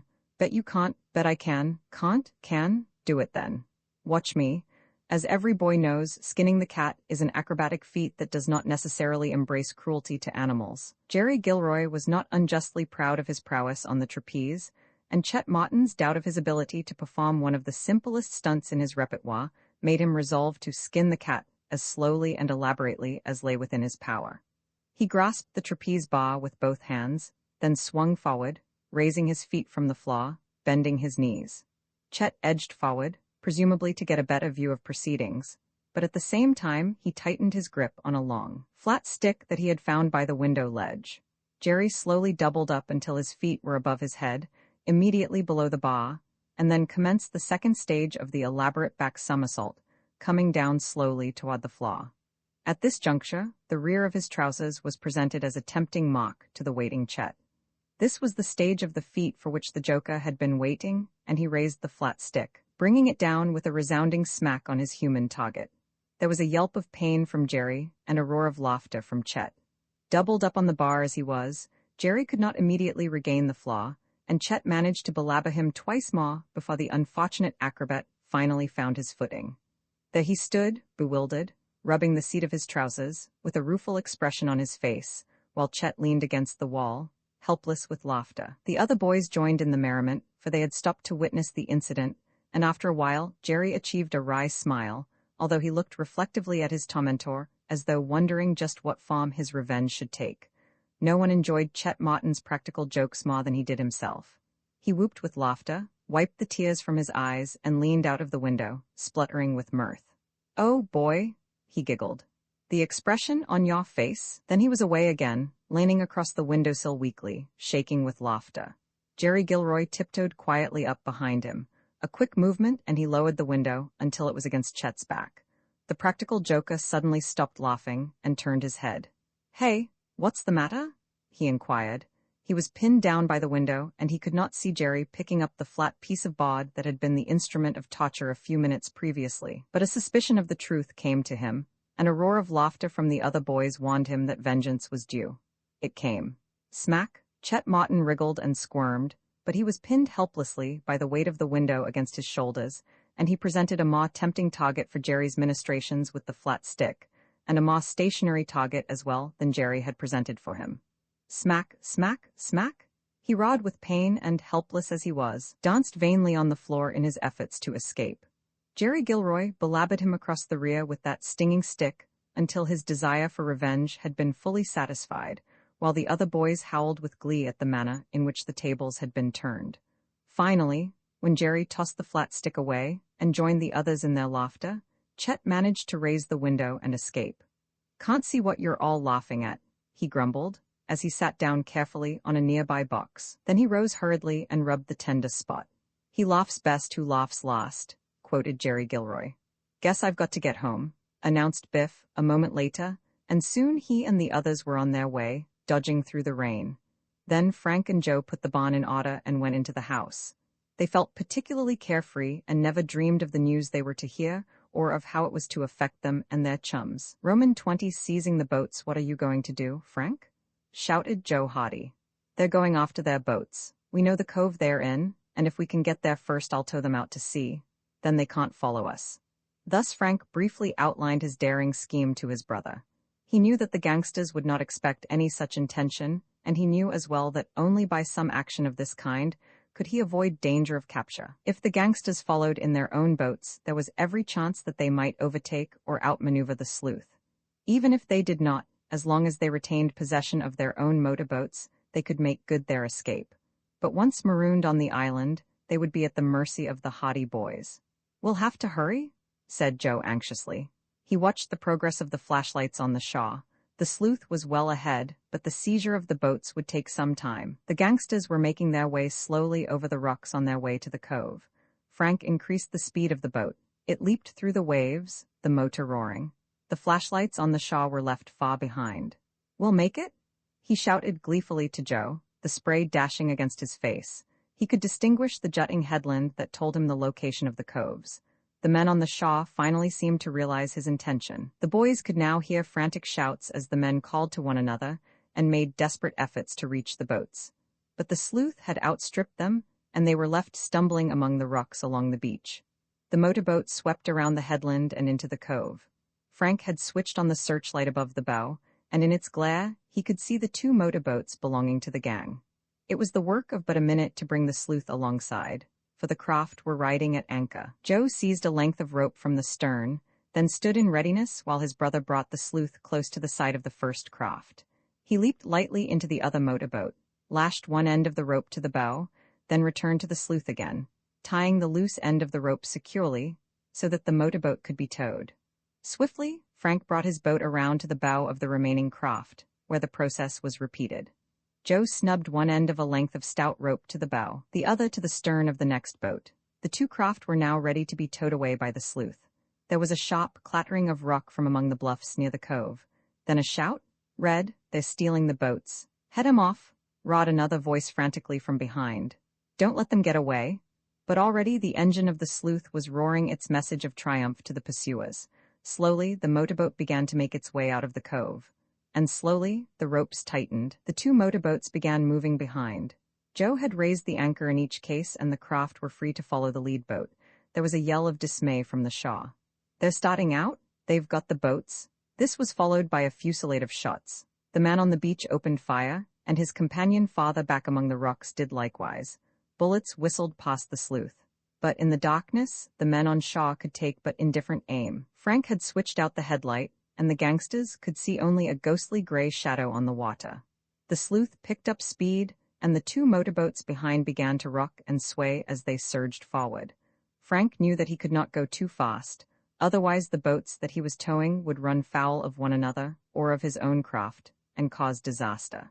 He contented himself by moving ahead at a moderate rate of speed, knowing well that once he cleared the cove, he could afford to snap his fingers at the gangsters marooned on the island. Shouts interspersed with revolver shots told him of their pursuers' wrath. The flashlights danced like fireflies. The full extent of the trick that had been played upon them was just beginning to dawn on the men marooned on the Shaw. The headland loomed to the side, then slipped slowly by. The motorboat was throbbing its way out to open water. "We've beaten 'em," declared Frank exultantly. "I'll say we have. They'll never get off that island unless they swim.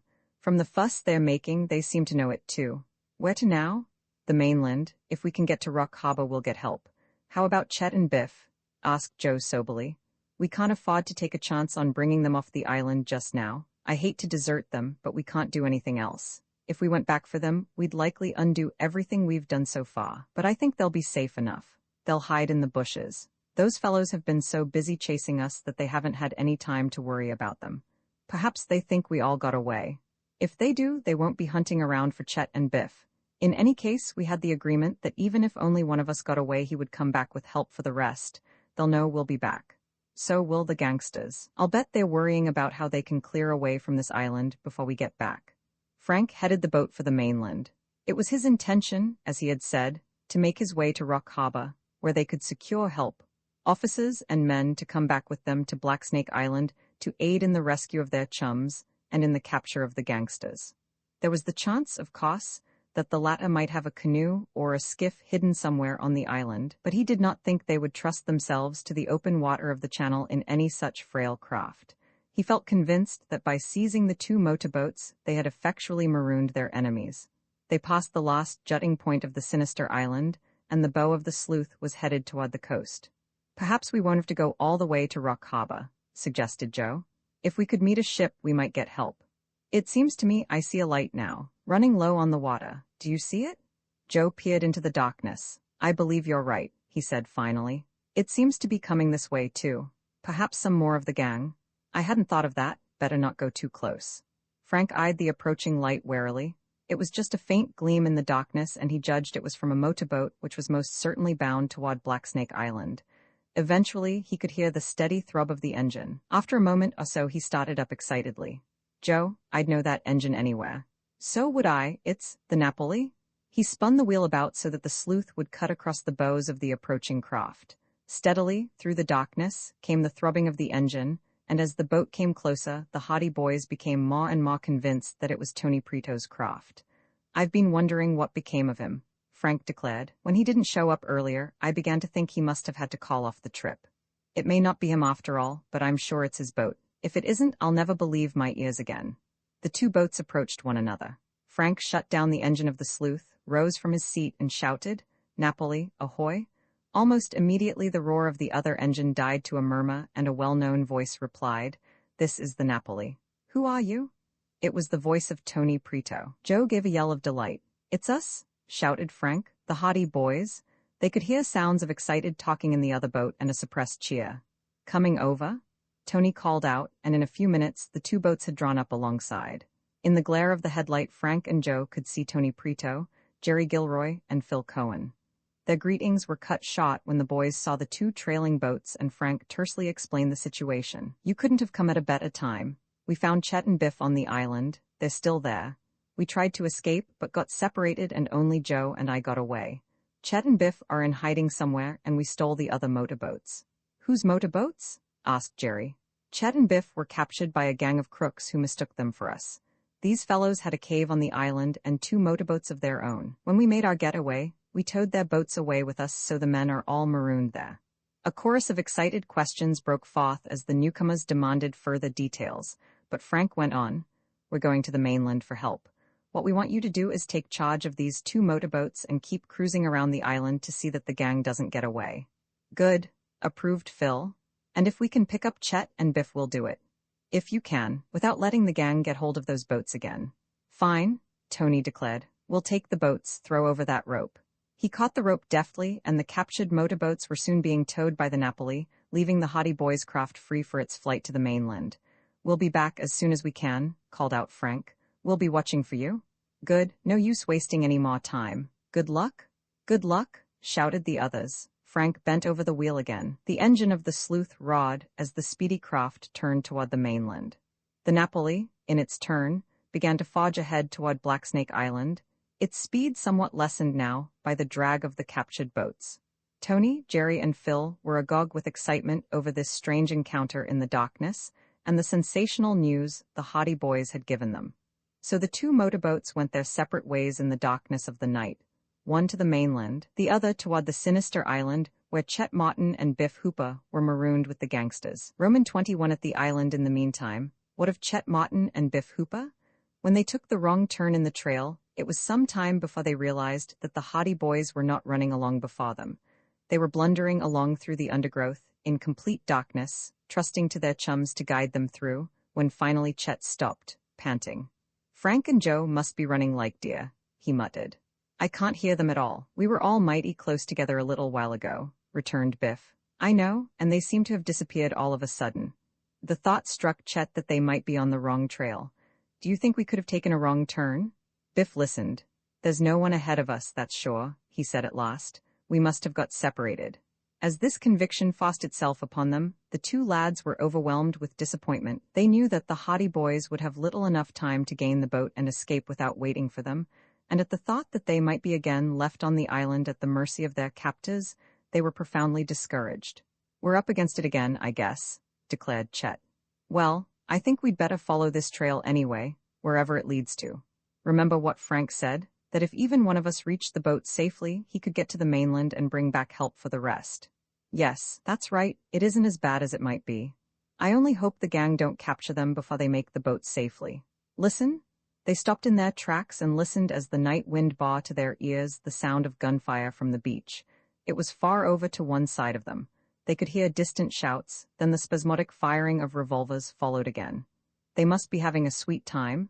I guess the gang are trying to keep them from getting the boat," said Chet. Then they heard the muffled roar of the motorboat in the cove. "They're getting away," declared Biff in excitement. "You can hear the boat backing out." More revolver shots, more shouts, the roar of the sleuth's engine continued. "As long as they get away safely, I'm not worrying much," Chet said. "Just the same, I'd rather be with them, but they'll bring back help. In the meantime, the best thing we can do is to hide. The gang will be scouring the island for us now that they know we didn't get away with the others, and they won't be any too gentle with us either, if they get us." Chet and Biff decided that it would be best to get as near the shore as possible before concealing themselves, so as to be ready for a rush to safety should the Hardy Boys return with the promised assistance. By the sound of the motorboat and the shooting, they judged that the narrow trail led toward the shore, so they followed it as well as they could in the darkness. The wet branches slashed their faces, and they stumbled over roots and slipped in the wet, deep grass, but gradually The sound of the breaking surf drew closer, and they knew they were coming nearer to the beach. The path suddenly dipped and they descended a slope, finally emerging from the trees to find themselves on a rocky hillside overlooking the gray Shaw. They could see the white foam of the breaking rollers and the gray rocks below, but there was no sign of motorboat or of any human being. "We may as well stay right on this hillside, behind the rocks," Chet suggested. "If we go roaming about the Shaw, we're likely to run into Red and his gang. Perhaps they've taken their own boats and gone after the Hardy boys. They may have, but we can't take a chance on it. If any of them are prowling around, it would be just our luck to meet them." The chums made themselves as comfortable as possible in the shelter of a huge rock, from which they had a good view of the Shaw and the sea beyond. It was still dark, and they had little hope of rescue before morning. "It'll take them quite a while to get to the mainland and rouse anyone to come out here to help us," remarked Chet. "The big thing is for us to keep hidden until daylight, and then lay low until we see a chance of rescue. You can trust me to lay low. I've no hankering to be dragged back to that cave again." "Me neither." The boys lapsed into silence. They realized that conversation was dangerous. At any moment some member of the gang might be venturing near and might hear their voices. From a distant side of the island, they suddenly heard more shots.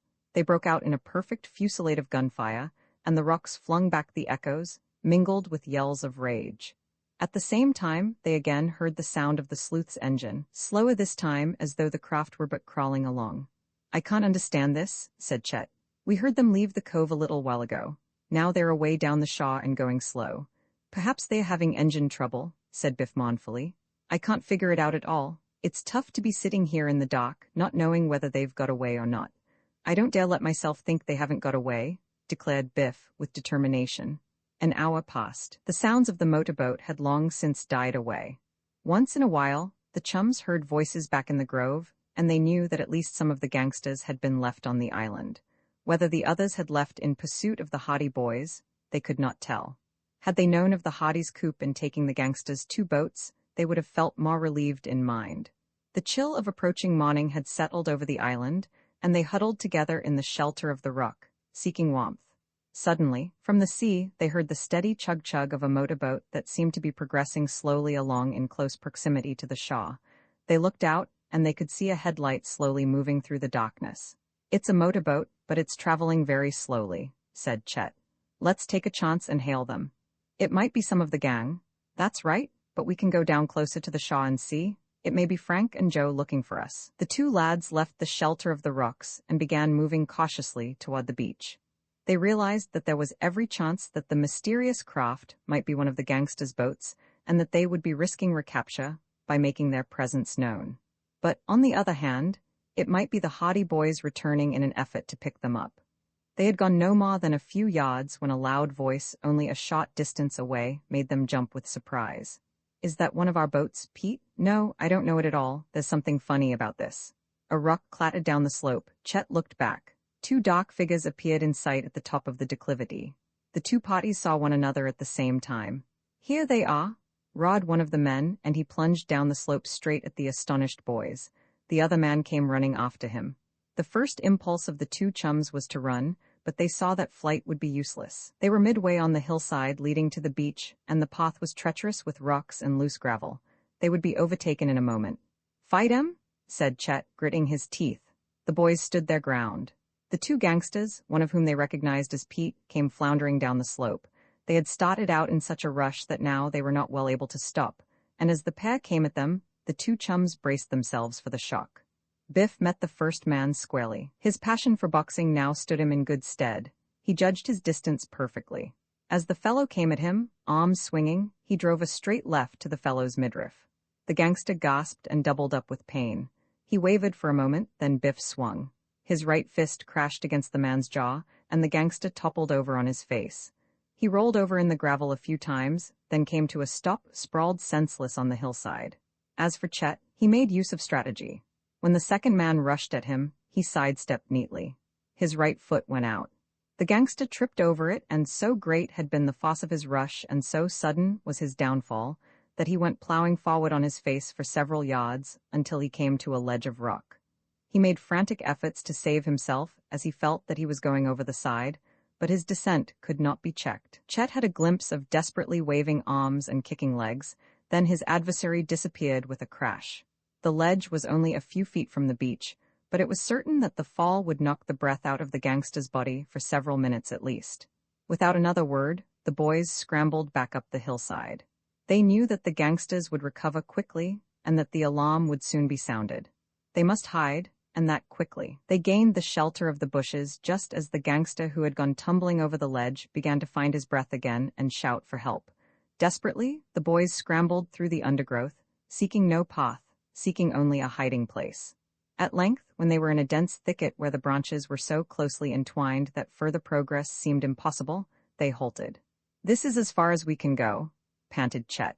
"They'll be searching for us now, but they'll never find us in here. That was a narrow escape?" "It sure was, but we gave them something to remember us by." Biff Hooper doubled up his fist with satisfaction. "I knocked my man colder than a sardine," he declared. It was nearing dawn. The first faint streaks of light were appearing in the eastern sky. "I wonder where that boat went," said Chet suddenly. "Perhaps it's still near the island." It wasn't one of the boats belonging to the gang anyway, by the way those two fellows were talking. If we could get a hiding place a little near the Shaw, we might be able to see it. "Yes, let's get out of this thicket." Quietly, the boys began to withdraw from the deep thicket in which they had become entangled, but the branches cracked underfoot and seemed to have the brittleness of matchwood. The chums were afraid they would be heard. "Better stay where we are," muttered Chet. They remained motionless for some time, and the swift dawn soon began to paint the sky.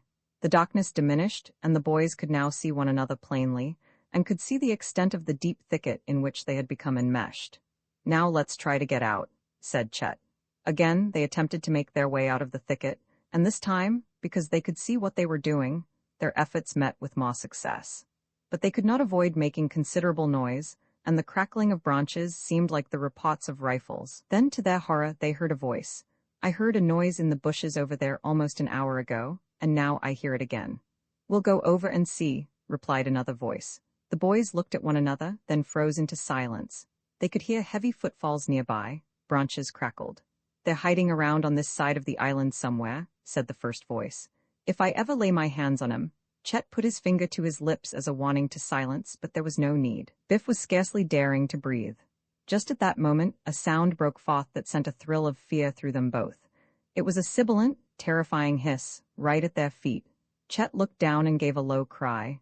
A huge black snake was coiled in the grass, in readiness to strike. Roman 22, the chase Chet Martin leaped back with such violence that he collided with his chum. He had seen the serpent in the nick of time, and his backward leap had been so instinctive and so involuntary that he somehow evaded the swift, whip-like thrust of the evil head that plunged at him. The snake missed, although its body writhed against Chet's boot for a second, and the fangs stabbed against the heavy leather. The boot saved the boy. Had the snake struck against his leg, he would have been bitten. The chums plunged blindly through the thicket. There was no thought of caution now. They were filled with unreasoning terror of the black snake, the instinctive revulsion that fills most people at the sight of such a reptile, and they went crashing through the bushes. The noise of their flight did not escape the two rascals who had been searching for them. "I see them!" shouted one of the men. He came plunging through the deep grass at the outskirts of the thicket to intercept the boys. Chet saw him in time and veered to one side.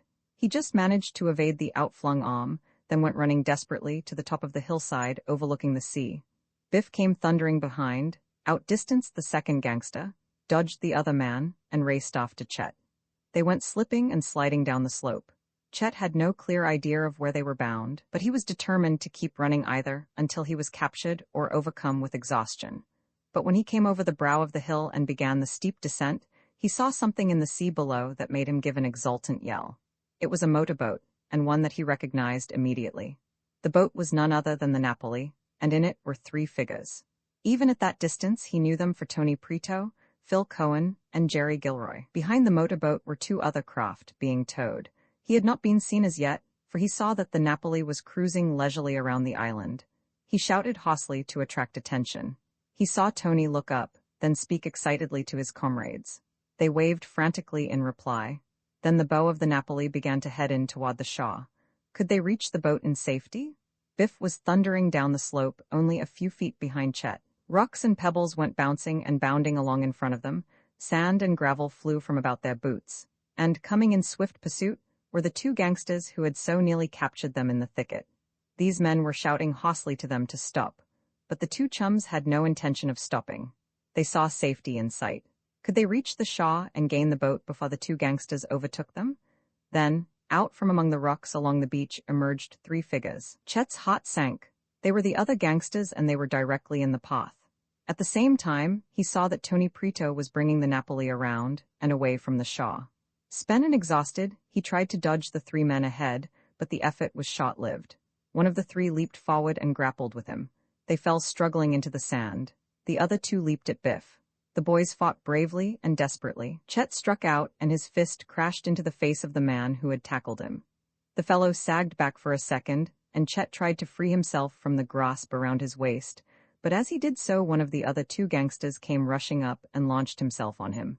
Biff battled with equal ferocity, but he was powerless against the three rascals. He kicked and struggled, but they had him down, and they dragged him back behind the rocks, where the others soon brought Chet. The red-headed man, with a bruise over one eye, produced a length of stout cord from his hip pocket. "Tie him up," he snapped. "We've got him this time for keeps."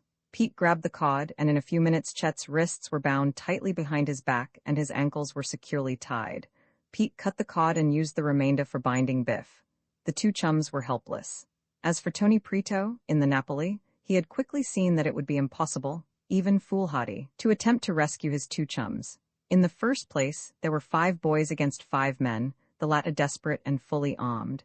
The only result would be the capture of them all and the capture, as well, of the 3 motorboats by the gangsters. "I hate to see them caught with us so close, but what can we do?" he said, turning to the others, as he slowly brought the Napoli around. "If the men catch us and the motorboats, the boys will only be worse off than they were before." "I guess you're right," agreed Jerry Gilroy. "I sure thought for a minute that we were going to be able to save them. Between the crowd of us, we could have held off those other 2 toughs long enough to get Chet and Biff on board, but when the others showed up I knew it was all off." "The fellows put up a good fight anyway," declared Phil Cohen. "I hope those villains don't treat 'em too rough." "We'll get them free yet," asserted Tony. "I don't know how it's going to be done, but we'll get 'em free.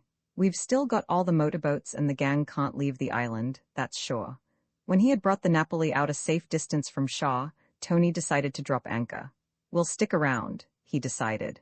"They'll know that we aren't going to desert them anyway." So the Napoli, with the 2 captured motorboats drifting behind, remained at anchor, while the 3 chums scanned the rocky Shaw. Once in a while, they saw one or another of the gangsters emerging from behind the boulders to gaze at them, then return. "We've got them guessing," chuckled Tony. "They don't know what to make of us. They know we have their boats, but they don't know who we are or how we got 'em." 2 hours passed. The sun rose higher in the sky. Black Snake Island, in all its sinister ugliness, simmered in the morning heat. There was no further sign of life from the Shaw, although the boys in the motorboat did not know it. The boulders behind which Chet and Biff had been carried hid the trail up to the grove, and thence to the cave in the rocks. The gangsters had decided to return to this cave, and Chet and Biff, with their ankle bonds untied, had been roughly ordered to their feet and bade proceed with the gangsters up the hidden trail. They had not been seen from the boat because a heavy veil of overhanging branches from the trees masked the trail where it wound up the hillside. Toward mid-morning, Tony chanced to look up and gaze out toward the mainland. He leaped up with a frantic yell. "Here they come!" he shrieked. "Here they are!"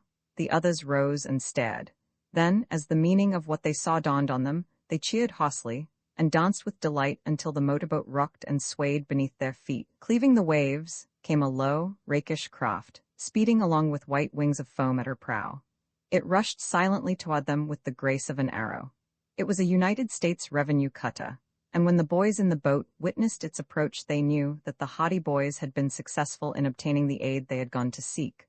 The boys cheered and waved their arms, trying to signal to the cutter that they had located Chet and Biff. Finally, Tony started up the engine and brought the Napoli alongside.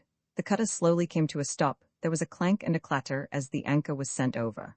A husky revenue officer with a revolver strapped to his waist leaned over the side and hailed them. "Did you find them?" he rawed. "They were caught again, right on this Shaw?" shouted Tony. "The gang are still here." "Fine, we'll be right over. Tie your craft alongside and come along in our boat."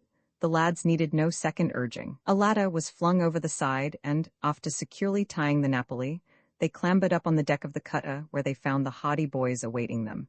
In a few swift words, Tony acquainted them with the circumstances surrounding the recapture of Chet and Biff. The revenue officer who had first hailed them nodded with satisfaction. "As long as we know that those rascals haven't left the island, it's all right," he declared. "We'll have them in hand before long." He turned and gave a curt order to one of his men, and in a remarkably short space of time there were a dozen broad-shouldered chaps in readiness, with rifles and revolvers. Another order, and a boat was lowered over the side. "Away we go," announced the officer. "It won't be long now." Roman 23 home again, Tony Prito and his chums guided the landing party to the boulders behind which the gangsters and their captives had disappeared. But when Frank Hardy saw that the prey had flown, he assumed the role of guide. "They've gone up to the cave," he said. "I know the way." With Joe, he went in advance of the party. Tony, Phil, and Jerry came behind, with the officer and his men, their faces alight with anticipation of a battle, clambering up the hillside in their wake. The sturdy, tanned men were alert and ready for the approaching fight. Through the grove, down the leafy trail, the Hardy boys led them, and at last they came within sight of the clearing. The great rock and the dark entrance of the cave were in sight. There was no sign of any human being. "Deploy," ordered the officer. The men scattered. The Hardy boys and their chums, being unarmed, were obliged to watch from the shelter of the grove, because they realized that there would probably be gunfire. The men began to make their way across the open space, running from rock to rock, keeping well scattered, all eyeing the entrance to the cave. Suddenly, a shot sounded from the cave entrance. Almost simultaneously, one of the revenue men fired. The boys had seen no one in the cave but the keen eyes of the rifleman had, and when the body of a man slumped forward out of the cave, falling on the rocks with a revolver clattering from his nerveless fingers, his judgment was verified. And this, to the disappointment of the watchers, was the end of the fight. For the gangsters, like so many of their kind, were cowardly, and they became unnerved at the fate of the first of their men who had shown fight. Out of the cave entrance came a man bearing aloft a white handkerchief in token of surrender. He was followed by the others, with hands upraised, and behind them came Chet Martin and Biff Hooper, their wrists still bound, but their faces alight with joy, in contrast to the surly visages of the gangsters. "Well, well," declared the officer in charge as he confronted the rascals, noting the frowning red-haired man. "If it isn't Red Hawkins and his gang, and you too, Pete, we've been looking for your hangout for the past 3 months, and for you as well. Put the cuffs on 'em, boys." In a few moments the gang were securely handcuffed. The man who had been shot was attended to, and it was found that he had been wounded. But after a brief examination and the rendering of first aid, the officer assured the victim that he would live to face trial with the rest for the abduction of Chet and Biff. And if that charge falls through, which it won't, he assured them all, "We have a list of other charges against you, as long as you're armed." But the Hardy boys and their chums were oblivious to this scene. They were too busy staging an impromptu reunion. Chet Martin and Biff Hooper, freed of their bonds, were busy shaking hands all round and trying to explain to their excited comrades some of the adventures they had gone through since leaving Bayport. Then the Hardy boys were called on to explain how they had encountered the revenue cutter and how they had told their story and prevailed on the revenue men to come with them to Blacksnake Island to effect the rescue of their chums. "But we can talk it over better on the way back," declared Frank. "Coming back with us?" asked the officer. "We're taking these men to Rock Harbor, but you're welcome to come along." "No thanks, we'll be going back in the motorboats." "I see. Well, we'll take this gang back to the ship. Forward, march you," he shouted to the crestfallen gangsters. So the party returned to the Shaw, and Red Hawkins and his 4 men were herded into the boat. They had not said a word, but on their way back to the cutter, Red turned to the Hardy boys and snarled, "Well, you've got me, but our men in the west got your father. We've got that much satisfaction anyway." With that he lapsed into silence, realizing that his words had the immediate effect of dampening the spirits of the Hardy boys and their chums. Back at the revenue cutter, Frank and Joe said goodbye to the officer and his men, leaving Red and his gang in their charge. The motorboat had been towed behind the ship, and they resumed their places in the sleuth and cast away. Tony Prito and the others took their places in the Napoli, while Chet and Biff returned to the Envoy.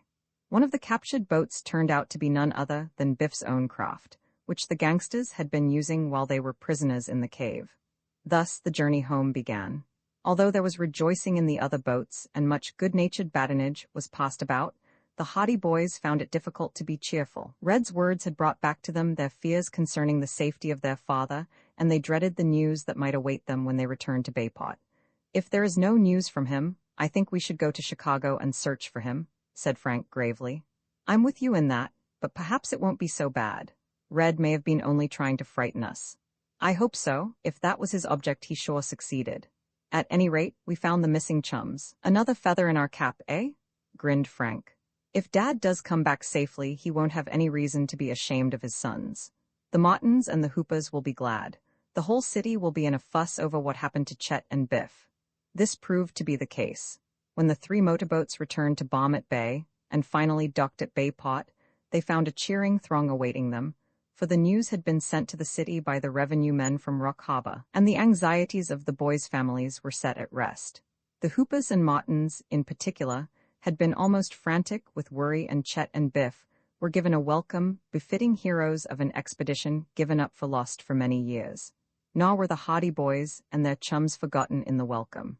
Chet and Biff gave full credit to the Hardys for the part they had played in the roundup of the gangsters. When Frank and Joe were finally able to break away from the crowd and make their way back home, the news of the exploit was beginning to spread rapidly through the city.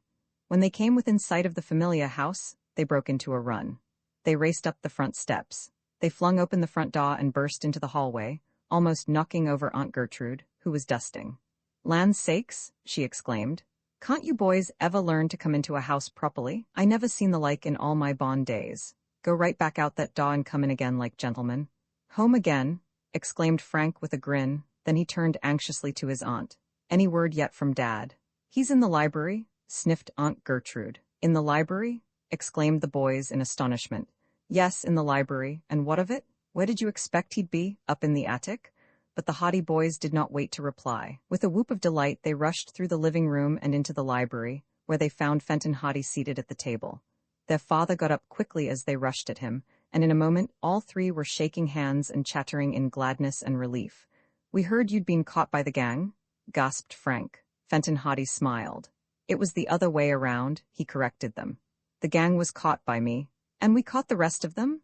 Not Red Hawkins and his crew?" The Hardy boys nodded.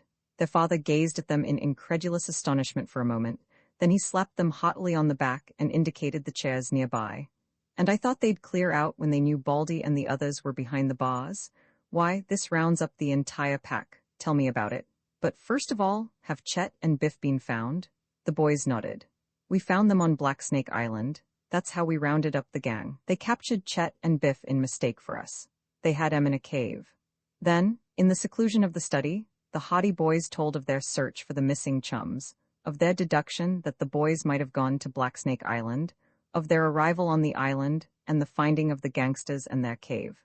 Fenton Hardy listened to the recital with sparkling eyes, for he realized that his sons had played a part that made him proud of them, and when the tale was finished his approval was evident by the manner in which he pounded the desk with his fist.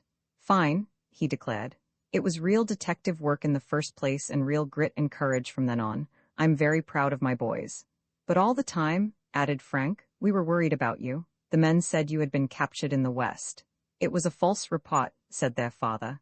"They thought they had captured me, but it wasn't for long. I played into their hands once, just to find out where they were all hiding. But I had another detective to shadow me, and when I found out where the gang were gathered, I gave the signal, and we rounded them up. And now, I hope the whole kit and billin' of you will stay at home for a while," declared a voice from the doorway. "I declare I never did see such a family for the menfolks to go gallivantin' around the country and never stayin' at home. It's a wonder to me, Laura, that you put up with it." "Well," smilingly replied Mrs. Hardy, who had entered the room with Aunt Gertrude, "with 3 first-rate detectives in the family, I'm afraid I can't expect anything else, and they always come home again." Aunt Gertrude sniffed. "I'll guarantee that if I visit here much longer I'll see that those 2 boys haven't much chance for more detectiving," she announced. "I'll cure 'em, so I will. It's no business at all for boys." Mrs. Hardy smiled serenely. Fenton Hardy winked gravely at his sons, so Aunt Gertrude's threat did not greatly disturb them. There were to be more exciting adventures in store for the Hardy boys, and what some of these were will be related in the next volume of this series, entitled The Hardy Boys, Hunting for Hidden Gold, A Strenuous Story of the West. "You're welcome to try, Aunt Gertrude," said Mr. Hardy, "but I'm afraid you'll never cure my sons of wanting to be detectives. I've set them the example. You see, Ma's the pity," sniffed Aunt Gertrude. "Why couldn't you have been a plumber? It's safer." But not as exciting, said Fenton Hottie with a laugh. Roman 3, a shady trio. I am sure my man is in Chicago. I know for a fact that he went west, and the Windy City would naturally be his hiding place. Fenton Hottie tapped the library table reflectively with a pencil. Mrs. Hottie put aside the magazine she had been reading. Are you going to follow him? I'll trail him right to the Pacific coast if necessary. Frank and Joe Hottie, who had been standing by the window, disconsolately watching the rain streaking down the pane, looked around. Who is he, Dad? Asked Frank. One of the cleverest and most daring bank robbers in the country. I've been after him for almost a year now, and it's only been within the last few weeks that I've ever come anywhere near catching him. What's his name? Fenton Hottie laughed. I've made you curious, eh? Well, this chap has about a dozen names. He has a new alias every week, but so far as the police are concerned, he's known as Baldy Turk, because he's as bald as an egg. He and his gang held up a bank in a small New Jersey town about a month ago and got away with over $10,000 in broad daylight. That's how I managed to get trace of him again. Even the police didn't know Baldy Turk was mixed up in the affair because he was wearing a wig that day, but he double-crossed one of the members of his gang out of his share in the loot. And that fellow told the police, ventured Joe. Mr. Hottie shook his head. Not the police. He didn't dare go near them because he was wanted for 2 or 3 robberies himself, but he came to me and tipped me off as to where Baldy Turk could be found. He wanted revenge. I went to New York, where Baldy was in hiding, but evidently some of his friends knew I was on his trail and he disappeared before I could lay my hands on him. Where did he go then? Asked Frank with interest. He hid out on Long Island for a while, but I managed to pick up the trail again and went after him, but he was too smart for me. He got away in a fast automobile and took a couple of shots at me in the bargain. I managed to get the number of the car and traced it to Manhattan and later found that Baldy Turk had left the East altogether. He bought a ticket to Cleveland, doubled back to Buffalo, and managed to shake me off. What makes you think he is in Chicago? Because another member of his gang went to Chicago just a week ago, so I imagine Baldy Turk was to meet him there. In any case, Chicago is a thieves' paradise, so it seems logical that Baldy Turk would make for there. And you're going after him? Gee, I wish I could go, declared Joe. Fenton Hottie smiled. It's no job for a boy, he said. Baldy Turk is a bad man with a gun. If I ever do find him, it will take some maneuvering to get the handcuffs on him. I'll tell you. You'll be careful, won't you, Fenton? Said Mrs. Hottie anxiously. I'm always frightened whenever I know you're after one of these desperate criminals. I'll be as careful as I can, Laura, promised her husband. But in my business, I have to take chances. Baldy Turk knows I'm after him, and he doesn't mean to be caught if he can help it. He or any of the men in his gang would shoot me on sight. There's a standing reward of $5,000 out for Baldy, and, besides, the Bankers Association have promised me a handsome fee if I can get him behind the bars and break up the gang. I won't rest easy in my mind until you're back home safe, Mrs. Hottie declared. Don't worry about me, replied her husband, going over to her and patting her shoulder reassuringly. I'll get back safely all right, and Baldy Turk will be in jail if I have to chase him all over the states. The boys will look after you while I'm away. You bet we will, Frank promised. I'm sorry it keeps you from going on that motorboat trip with Chet and Biff, Mr. Hottie remarked. Perhaps you can arrange another jaunt after I come back. We're not worrying about that, Dad. We don't mind staying at home. That's the spirit, approved their father. When do you leave? Frank asked. I'm waiting for a letter from a friend of mine in Chicago. If he writes as I expect he will write, I should be away by the day after tomorrow. Then let Baldy Turk watch his step, observed Joe. We'll both have to watch our step, answered Mr. Hottie, smiling. If I don't get him, he'll probably get me. Well, I'm betting on you. Mrs. Hottie shook her head doubtfully, but said nothing. She knew that her detective husband had escaped death at the hands of desperate criminals many times in the course of his career, and there seemed to be no reason why he should not bring Baldy Turk to book, just as he had captured many other notorious criminals in the past. But this time, she had a vague premonition of danger. She knew that her husband would laugh at her fears if she expressed them, so she remained silent. The rain had stopped, as Frank noticed when he glanced out the window again. It's clearing up. What say we go out for a spin, Joe? Suits me. Let's go. Don't be late for supper, warned Mrs. Hottie as the boys started out the door. We'll be in time, they promised, and the door closed behind them. The Hottie boys went out to the shed where they kept their motorcycles. Both Joe and Frank had machines given to them by their father, and in their spare time, they spent many hours speeding about the roads in and around Bayport. Their native city had a population of about 50,000 people and was on the Atlantic coast, on Barmet Bay. There were good roads along both northern and southern arms of the bay, besides the state highway and the numerous country roads that led through the farming country back of Bayport. Chet Martin, whose father was a real estate dealer with an office in the city, lived on a farm some distance off the road along the north arm of the bay, Chet making the daily journey to school and back in a roadster that had been given to him by his father. Chet was as proud of his roadster as the Hardy boys were proud of the motorboat that they had bought from the money they had received as reward for solving the tower mystery. "Where shall we go?" asked Joe, as the Hardy boys rode out of the lane. "Let's go to the Martin farm and see Chet." "Good idea. I wonder if he's able to sit down yet," replied Joe, alluding to Chet's practical joke earlier in the day. The motorcycles roared and spluttered as the boys sped along the gleaming pavements of the city. They rode through the main streets, threading their way easily through the traffic, until at last they were at the outskirts of Bayport. Finally, they left the city behind and reached the road leading toward the Martin farm. The leaves of the trees were still wet with rain, and the luxuriant grass by the roadside glistened with the heavy drops. The air was cool and sweet after the storm. The roads had dried quickly, however, and the boys experienced no inconvenience. They reached the Martin farmhouse in good time, and Chet's sister, Iola, answered their knock. Iola was a pretty girl of about 15, one of the few girls at whom Joe Hardy had ever cast more than a passing glance. He lowered his eyes bashfully when she appeared in the doorway. "Chet just left in the car about 10 minutes ago," she said smilingly, in answer to their inquiry. "It's strange you didn't meet him. He probably went by the other road. We'll catch up to him. Won't you come in?" "And no, thanks," stammered Joe, blushing. "Guess we'll be going." "Oh, do come in," said Iola coaxingly. "Callie Shaw is here." "Is she?" Frank brightened up at this intelligence, and at that moment a brown-eyed, dark-haired girl about his own age appeared in the hall. "Hello," she called, smiling pleasantly and displaying small, even teeth of a dazzling whiteness. "Let's go," muttered Joe, tugging at Frank's sleeve. He was incurably shy in the presence of girls, especially Iola, but Frank did not go just then. He chatted with Callie Shaw for a while, and Iola tried to make conversation with Joe, whose answers were mumbled and muttered, while he inwardly wished he could talk as freely and without embarrassment as his brother. At length Frank decided to go on Joe's side with relief. The girls bade them goodbye after again urging them to come inside the house, and the boys departed. "Phew," breathed Joe, mopping his brow. "I'm glad that's over." Frank looked at him in surprise. "Why, what's the matter? I thought you liked Iola Martin."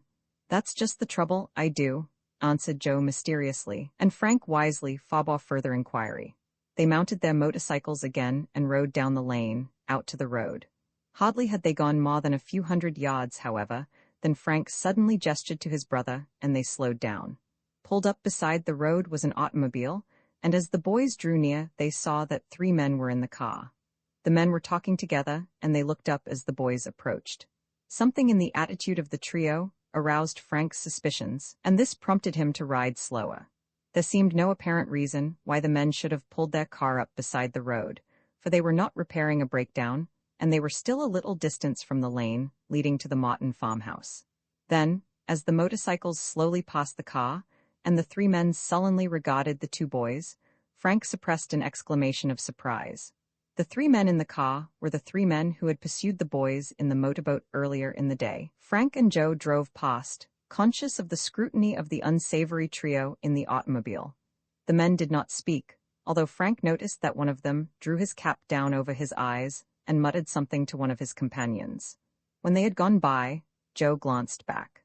The men were paying no further attention to them, but were leaning close together, evidently having resumed their interrupted conversation. There was something stealthy and secretive in their demeanor that was far from reassuring.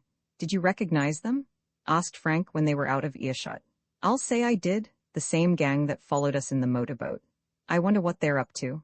Up to no good, by the looks of them. That's a queer place to park their car so close to the Martin farm, too. They look like a bad outfit to me," remarked Joe. "I'd like to know more about them. There was something funny about the way they chased us in the boat.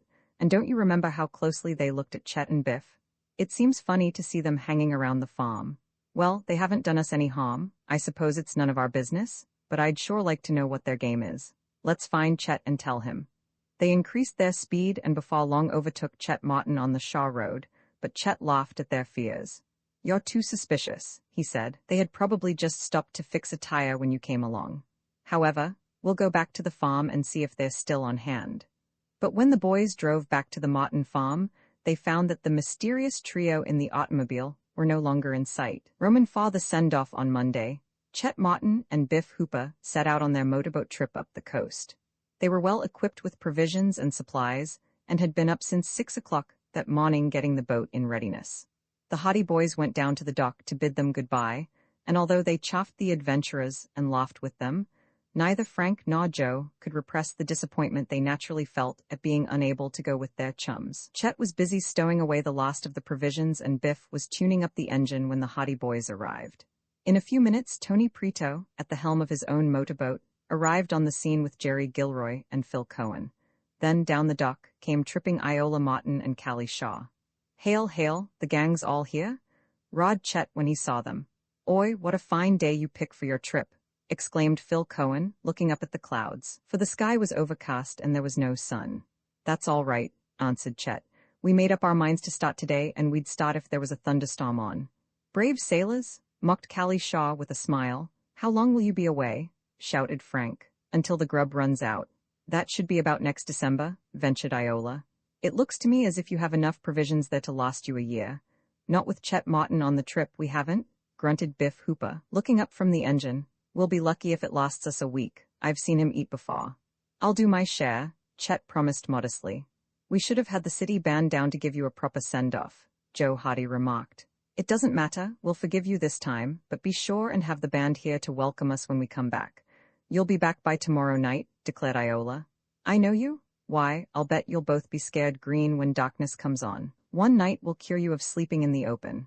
"Rats," replied Chet good-naturedly. "I'm not afraid of the dark." "Cut out the jawing and let's get started," said Biff Hooper. "No use hanging around here, are you ready?" "All set." "Let's go then. Goodbye, everybody." "Goodbye," everyone shouted. Frank and Joe cheered, the girls clapped their hands, and the envoy slowly moved away from the dock, with Chet Martin and Biff Hooper waving to their chums. Tony Prito swung his motorboat around. "I'll go along with you to the end of the bay," he shouted. Frank glanced at Joe. "Why didn't we think of that?" "It isn't too late yet. Let's get the boat." "Would you and Iola care to come?" said Frank to Callie. "We're going to get our boat and follow them down the bay a bit." "Oh, that'll be great," exclaimed Callie. "I'd love to go, wouldn't you, Iola?" "I'll say," Iola replied slangily. They hurried down from the dock and went along the roadway back of the boathouses until they came to the boathouse where Frank and Joe kept their craft.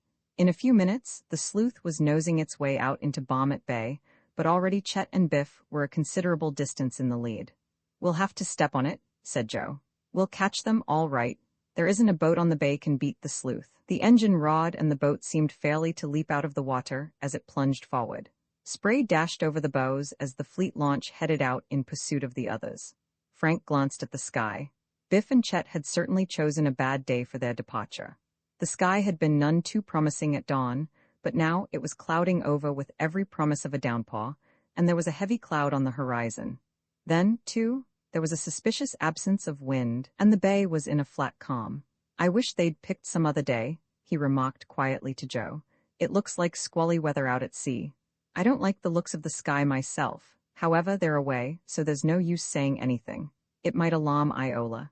The Sleuth was rapidly overhauling the other boats, although Tony and Biff were engaging in a spirited race down the bay. The girls enjoyed the swift progress and were laughing with excitement as they saw the distance narrowing between Frank and the others. Suddenly, a low rumble of thunder caused Frank to glance up at the sky again. With remarkable rapidity, the huge cloud he had previously noticed had spread over the entire sky, causing gloom to spread over the bay. A few white caps were apparent on the surface of the water, and there was a splatter of rain. "Guess we'd better turn back," he said, turning to the others. "Why, what's the matter?" asked Callie. "Storm coming up." The girls had been so intent on the chase that they had not noticed the lowering clouds, but now Callie gave a murmur of astonishment. "Why, it's going to paw, and I haven't brought my slicka with me. We'll be drenched." "But what about Biff and Chet?" exclaimed Iola. "I think they'll turn back too when they see what they are heading into," replied Frank. "It looks like a bad storm." As though in corroboration of his words, a sheet of lightning and a violent clap of thunder heralded the beginning of the downpour. The wind came in from the sea with a violence that surprised them, came whistling down across the bay, over a wide line of tossing whitecaps, driving before it a leaden wall of rain. The two motorboats in the lead were blotted from view. although Frank had seen that Tony Prito was already turning back before the gloomy wall of rain hid him from sight. Slowly, he brought the motorboat around. The moaning of the wind rose in volume. Waves slapped at the sides of the boat. White spray rose above the bows. The sky was black. The speeding craft fled before the oncoming storm, but the wall of rain swept down upon them with a whistle and a howl. The streaming sheets of water pawed from the dark sky, whirled onward by the raging wind. The boat rocked in the tossing waves. Frank crouched at the helm, his jaw set, his face stern. The girls huddled in the stern, seeking protection from the sudden downpour. Joe found a sheet of tarpaulin in a locker and gave it to the two girls, who draped it over their heads, and it afforded them some shelter. The boat was swaying madly as it ran on through the huge waves that surged on every side. Frank could scarcely see Bayport ahead through the blinding rain and gloom. "Where is the other boat?" shouted Joe, above the clamor of the storm. Frank looked back. Tony Prito's boat had disappeared. Frank wondered how the other boys were faring. He had every confidence that Tony would make land in safety, for the Italian lad was skillful at the helm, and he had iron nerves, but he was not so sure that Biff Hooper and Chet Martin would weather the gale so easily. Biff had only mastered the rudiments of motorboating, and a storm such as this was enough to test the mettle of the most skillful sailors. He wondered if he should not turn back and go in search of Biff and Chet. When he had last seen them, they had been heading directly into the teeth of the gale, out to the open sea. Surely, they would not be foolhardy enough to go on. He glanced back, and when he saw Iola's frightened face, he knew that it was impossible to turn back now, for he was responsible for the safety of the girls, and there was grave peril in braving the storm just then. He opened the throttle further, and felt the sleuth respond as it leaped ahead into the tossing whitecaps through the shifting screen of rain. Thunder rolled and crashed. Lightning flickered across the gray void and rent the dark sky in livid streaks. The waves were tossing like white-crested monsters seeking to devour them. Frank peered through the raging gale, and he could vaguely discern the city lying ahead. A few lights were twinkling feebly, for the storm brought the darkness of twilight with it. The gale had sprung up so suddenly that they had been entirely unprepared. Frank devoutly wished that he had taken heed of the warning given by that ominous sky before he started out in the motorboat. He was greatly alarmed for the safety of the girls, because he knew that the storm was one of the worst that had ever swept over Barmet Bay. "We'll be lucky if we make it," he muttered to himself. Then, to reassure the others, he turned and grinned. "We'll make it, all right," he shouted, the wind whisking the words away so that the others scarcely heard him. A great wave broke over the side. The boat reeled as though it had been struck by a giant hand. No word from the chums. Frank Hottie bore down on the helm as the boat heeled over. For a breathless second, he thought the craft would be swamped. Water pawed over the gunwales. The girls screamed. Joe was thrown off his balance and went sprawling into the stern, but the sleuth was staunch. In a moment it recovered, righted itself, and surged on through the storm. Frank breathed a sigh of relief.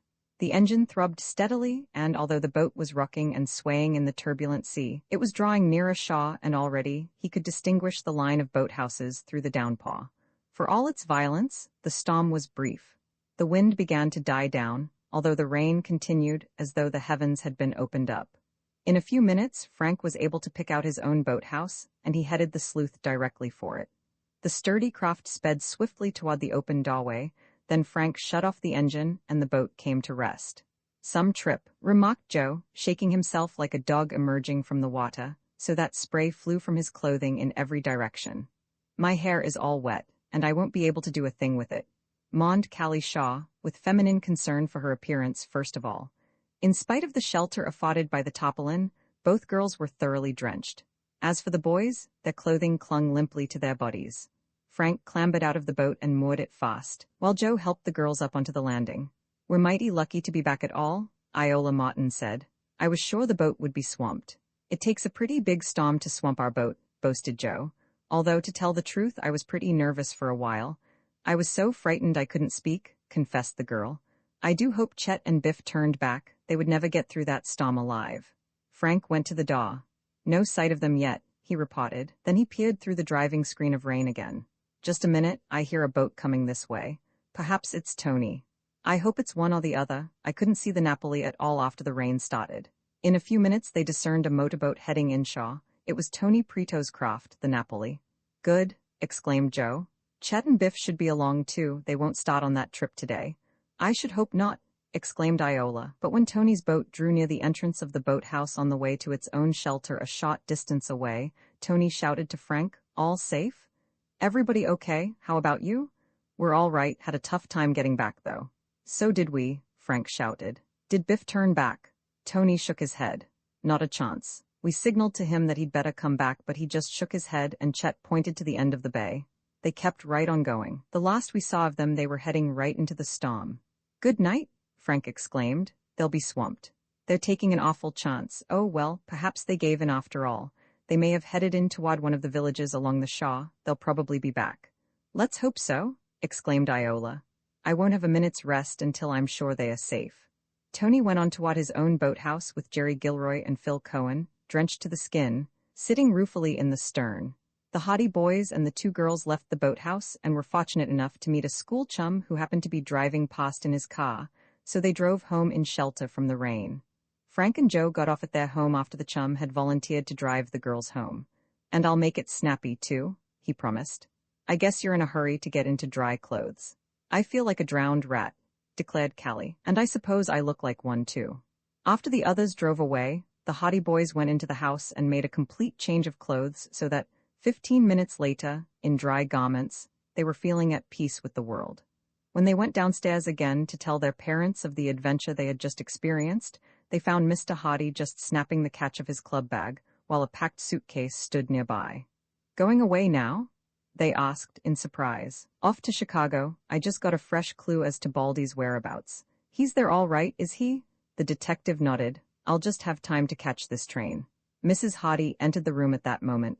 "I telephoned for a taxi." Her face was troubled. "I do wish you didn't have to make this journey, Fenton." Mr. Hottie laughed. "You've never worried about me so much before, Laura. I've gone away on cases as bad as this dozens of times without causing you as much anxiety." "I know, but somehow I have a feeling that this case is a good deal more dangerous than any of the others. I'll be back in a few days, never fear." Mr. Hottie turned to his sons. "Look after your mother while I'm away, boys. Don't let her get worried." "There's nothing to be worried about, Dad. You'll get your man all right." Mrs. Hottie shook her head. "You will be careful, won't you, Fenton? From what you've told me of this Baldy Turk, I imagine he wouldn't stop at anything if he thought you were going to catch him." "He's a pretty tough character, but I guess I can handle him," said the detective lightly. "Well, here's my taxi. I'll have to be going. Goodbye." He kissed his wife, shook hands with the boys, then picked up his suitcase and club bag and departed. From the front doorway, they watched him clamber into the waiting taxi. He waved at them as the car got underway, then it went speeding out of sight along the shimmering pavement. Mrs. Hottie turned away. "I expect he'll think I'm foolish for worrying so much about him this time, but I have a queer sort of feeling that this Baldy Turk is the most dangerous criminal he has ever had to deal with." "He'll deal with him, Mother," declared Frank with conviction. "Trust Dad to know what he's doing. He'll clap the handcuffs on Baldy Turk in no time. There's nothing to worry about." "Well, I hope you're right," she replied. "Still, I can't help but be anxious." With that she let the matter drop, and her fears for Fenton Hottie's safety were not expressed again, although the boys knew that anxiety still weighed heavily upon her mind. By evening, however, she appeared to be in better spirits, and the boys did their best to amuse her and make her forget their father's absence and his perilous errand. Next day the boys went down to the boathouse, where Biff Hooper kept the envoy, but there was no sign of the craft. The storm of the previous day had lasted well into the afternoon, and there had been no doubt in their minds but that Chet and Biff had set back for Bayport, but the absence of the motorboat indicated otherwise. "Let's go up to Martin's farm and see if they did come back," Frank suggested. Iola was saying that Chet promised to send a postcard from the first village they stopped at. They were to have spent the night at Hawk Cove, and he said he'd drop a line from there so that his folks would know everything was all right. Hawk Cove was a small fishing village on the coast, and under normal conditions, Chet and Biff should have reached the place early the previous evening. A postal card would have caught the morning mail to Bayport. "Let's go then," Frank said. "If they went on to Hawk Cove and wrote from there, we'll know that everything is all right." "I'm with you." The Hottie boys brought their motorcycles out of the shed and drove out toward the Martin farm. They made speed on the run because both were anxious to learn if anything had been heard of their chums. But when they reached the farmhouse and saw Iola's worried face as she greeted them at the door, they knew, without being told, that no word had been received from Chet. "They didn't turn back," said Iola, almost tearfully. "We waited all afternoon and evening expecting Chet back, But he didn't come. They must have gone straight ahead into the storm. Did the postcard come? Asked Jo. She shook her head. We haven't heard from him at all. And Chet promised faithfully he'd write to us from Hawk Cove. The card should have been in the morning mail. Chet always keeps his promises. I'm so afraid something dreadful has happened. Oh, there's no need to be alarmed, consoled Frank. Perhaps the storm delayed them so that they didn't reach Hawk Cove until it was too late to catch the mail. Or perhaps they stopped off at one of the other fishing villages down at the entrance to the bay.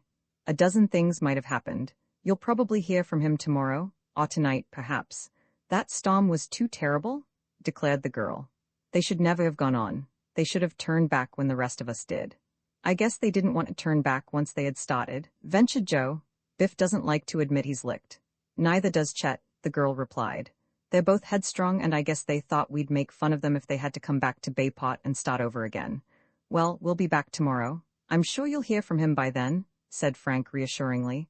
And if we hear anything we'll let you know. Please do. The Hottie boys walked back to their motorcycles. When they were out of hearing, Frank remarked in a low voice. I don't like the looks of this at all. I'm beginning to think something has happened. VI missing. No word came from Chet Martin or Biff Hooper the following day. Although the parents of the Chums tried to allay their fears by assuming that the lads had not stopped off at Hawk Cove after all, or had neglected to write, as is the way of boys the world over, when 3 days passed without further news, the situation became serious. They were wrecked in that storm, I know it, declared Iola Martin, with conviction, when the Hottie boys called at the farmhouse on the third day. Mother is almost frantic and Daddy doesn't know what to do. It isn't like Chet to make us wait this long for some word of where he is, particularly when he knew we'd be anxious. The Hoopers are terribly worried about Biff, Jo put in. We went over there last night to see if they had heard anything. Mr. Hooper had telephoned to nearly all the fishing villages up the coast, but none of them had seen anything of the boat. Iola turned pale. They hadn't seen the boat at all? Frank shook his head. Either the boys were wrecked or they were swept out to sea, said the girl. She turned away and dabbed at her eyes with a handkerchief. She was on the verge of breaking down. Oh, can't something be done to find trace of them? It's time we were getting busy, Frank agreed. I think we'd better organize a searching party. With the motorboats? Asked Jo. Yes, we can take our boat. Perhaps Tony Prito will be able to come along with the Napoli, and we'll get the rest of the fellows. We can cruise along the bay and up the coast, and perhaps we'll find some trace. Will you do that? Asked Iola, brightening up. Oh, if you only will. At least we'll know that someone is searching for them. I've been thinking that possibly their boat got wrecked and they were washed up on an island or on some part of the coast a long way from any village, Frank observed. I don't think they've been drowned. They are both good swimmers and it would take a lot to kill either of them. Well, if we're going to go we may as well get started. All right, Jo, we'll take some grub with us and count on staying until we find some trace of them, perhaps 2 or 3 days. A sudden thought struck Jo. How about Mother? Frank whistled. Gosh, I'd forgotten, but perhaps she can get someone to stay with her. Seeing it isn't a pleasure trip we're going on, she might let us go. Oh, I hope she does, exclaimed Iola. As long as we know you boys are out searching for Chet and Biff, we'll be a lot easier in our minds. Well, let's go back home and see what arrangements we can make, Frank said briskly. The sooner we get away, the better. The lads mounted their motorcycles and turned toward the city. The idea of organizing a searching party for the missing Chums had occurred to Frank previously, but he had been waiting, hoping against hope that some word might be received regarding the 2 boys.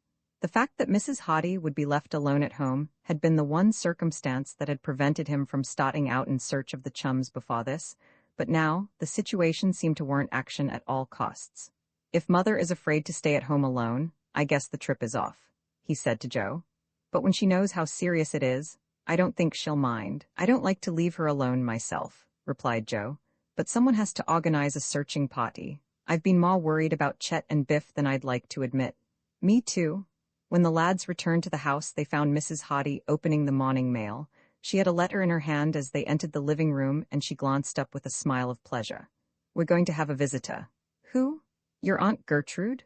Frank glanced at his brother. Well, did they know their Aunt Gertrude? She was a maiden lady of middle age who spent the greater part of her life in a sort of grand circuit series of visits to all her relatives, far and near. Aunt Gertrude had no fixed place of abode. Accompanied by numerous trunks, satchels, and a lazy yellow cat by the name of Lavinia, she was apt to drop in at any time in the course of a year, brusquely announcing her intention of remaining for an indefinite stay. Then she would install herself in the guest room and proceed to manage the household until the hour of her departure. Aunt Gertrude was formidable. Her word was law. And because she was possessed of a small fortune and a sharp tongue, none dared offend her.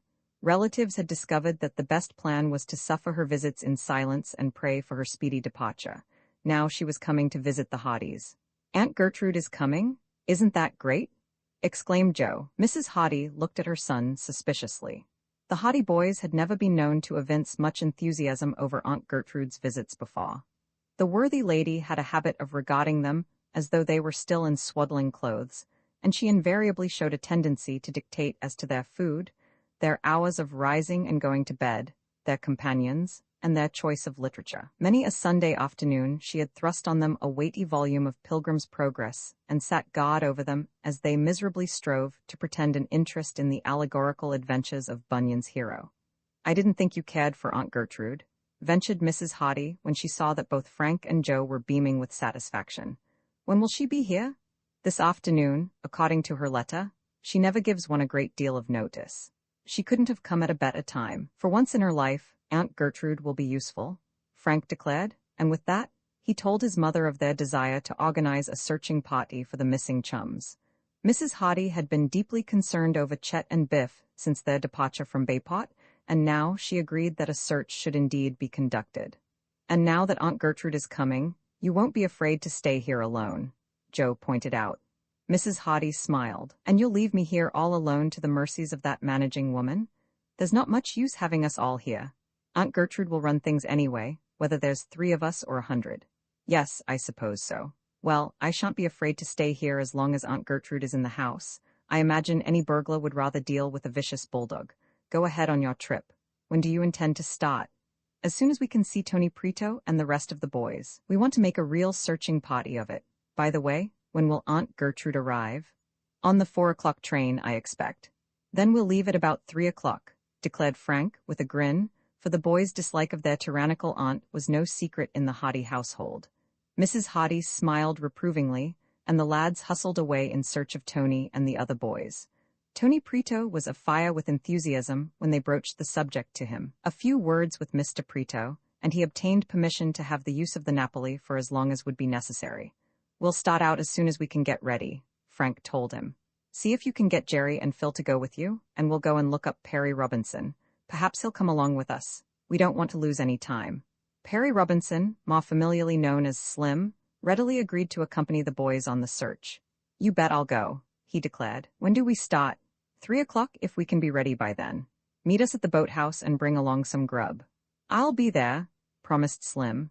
The Hoddy boys carried blankets and a small tent down to the boat and stowed them away. Then came cooking utensils and a supply of food sufficient to last them for several days. They would, of course, be able to get supplies at the fishing villages along the coast, but as they had no idea where their search would lead them, they were determined to take no chances. "Thank goodness we'll be away from here before Aunt Gertrude arrives," chuckled Frank, as the boys were putting on their outing clothes at 2 o'clock that afternoon. "She'll be madder than a wet hen when she finds we've escaped her. If there's anything she likes better than bossing us around and showing us our faults, I don't know what it is." Alas for the best-laid plans. Aunt Gertrude must have had some premonition of the truth. She advanced the time of her arrival by a good 2 hours. The 2 o'clock train brought her to Bayport, bags, baggage, and Lavinia, the cat. The boys were first apprised of her advent when they heard a taxicab pull up in front of the house. Joe peeped out the window of their room. "Sweet spirits of Nita, Aunt Gertrude herself?" "No. Yes? Let me see." Frank rushed to the window in time to see Aunt Gertrude, attired in voluminous garments of a fashion dating back at least a decade, laboriously emerging from the taxicab. She was a large woman with a strident voice, and the Hoddy boys could hear her vigorously disputing the amount of the fare.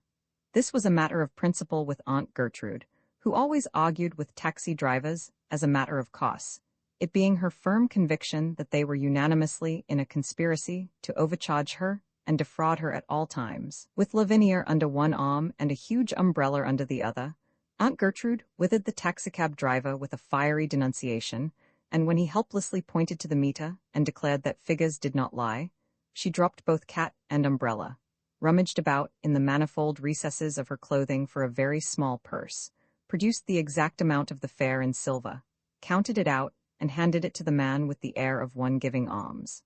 "And just for your impudence, you shan't have a tip," she announced. "Carry my bags up to the house." The driver gazed sadly at the silver in his hand, pocketed it, and clambered back into the car. "Carry 'em up yourself?" he advised, slamming the door. The taxi roared away down the street. Frank chuckled. "That's one on Aunt Gertrude?" But Aunt Gertrude had no intention of carrying the bags up to the house. Suddenly she glared up at the window from which the two boys had been watching the scene. "You two boys up there," she shouted. "I see you. Don't think I can't see you. Come down here and carry up my bags. Hustle now." They hustled. "Roman 7 wreckage, good night. We'll be lucky if we get away on the trip at all," exclaimed Frank as he and Joe hastened down the stairs. Mrs. Hardy was already at the front door welcoming Aunt Gertrude, who was expatiating on the wickedness of taxi drivers in general. "So," she ejaculated as the boys appeared. "Standing up at a front window, laughing at your great-aunt, instead of coming down and helping carry up her bags like little gentlemen? I'm surprised at you." "We were just getting dressed, Aunt Gertrude," explained Frank meekly. "Getting dressed, eh?" snorted Aunt Gertrude, taking in their attire. "Getting dressed? What kind of an outfit do you call that?" She poked Joe in the ribs with her umbrella, indicating the faded khaki shirt he was wearing. "Speak up, boy. What kind of an outfit is that? No necktie, holes in your trousers, shoes not shined." "We were just getting ready to go on a boat trip, Aunt Gertrude," Joe explained. Boat trip? No, that settles it," declared Aunt Gertrude, coming into the house and banging the umbrella decisively on the floor by way of emphasis. "I shan't allow it." "The very idea, Laura," she said, turning to Mrs. Hardy. "I'm surprised at you. Absolutely astonished. The very idea of letting these children go out in a boat. Don't you remember what happened to my cousin Peter? He went out in a boat, didn't he? And what happened? The boat upset. He might have been drowned if the water had been deep enough. Thank goodness he was only a few feet from shore, but it only goes to show what can happen. If these boys go out in a boat, they'll be drowned. I can't permit them to be drowned. They shan't go on any boat trip. That settles it?" She strode into the living room. "Boys, bring in my bags," she commanded.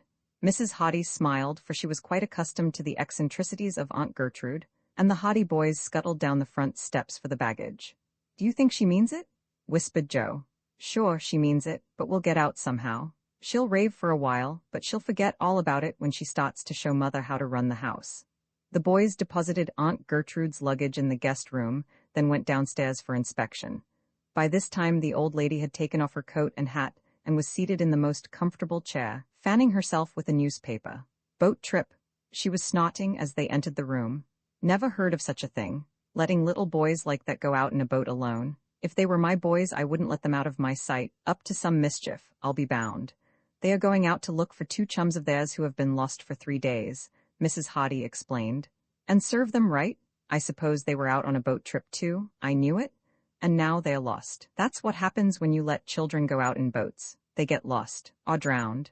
And now you would let these 2 youngsters go out in a boat too? And I suppose in a few days some of their chums would have to go out in a boat to look for them. They'd get lost too. And then some more little boys would go out to look for them, and they'd get lost. By the end of the summer, there wouldn't be a boy left in Bayport. Not that it would be much of a loss," sniffed Aunt Gertrude, "but I hate to see people making fools of themselves." "Did you have a pleasant journey?" asked Mrs. Hardy, anxious to change the subject. "Did I ever have a pleasant journey?" countered Aunt Gertrude. "What with the rudeness of conductors and ticket sellers and baggage men and taxi drivers, there's no enjoyment in traveling nowadays. But I put 'em in their place. I know my rights and I insist on them." She glared ferociously about the room as though confronting a multitude of conductors, baggage men, and taxi drivers awaiting judgment. "Now, boys, what are you staring at? Don't you know it's rude to be staring at people? Run away and play. I want to talk to your mother. Run away and play, shoo." She brandished the umbrella at them, and the Hardy boys left the room precipitately. Their mother excused herself for a moment and followed them into the hall. "Run," she said, smiling. "I'll take care of Aunt Gertrude.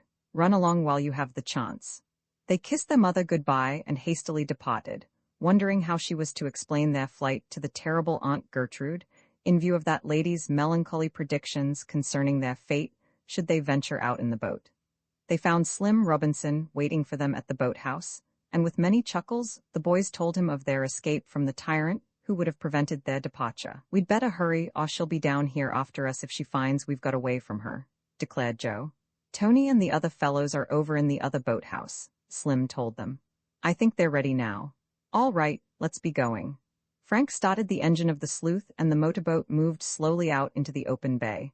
He steered a course for the entrance to Preto's boathouse, where Tony and the others were waiting. As soon as Tony saw him, he started his own craft, and the Napoli nosed its way out abreast of them.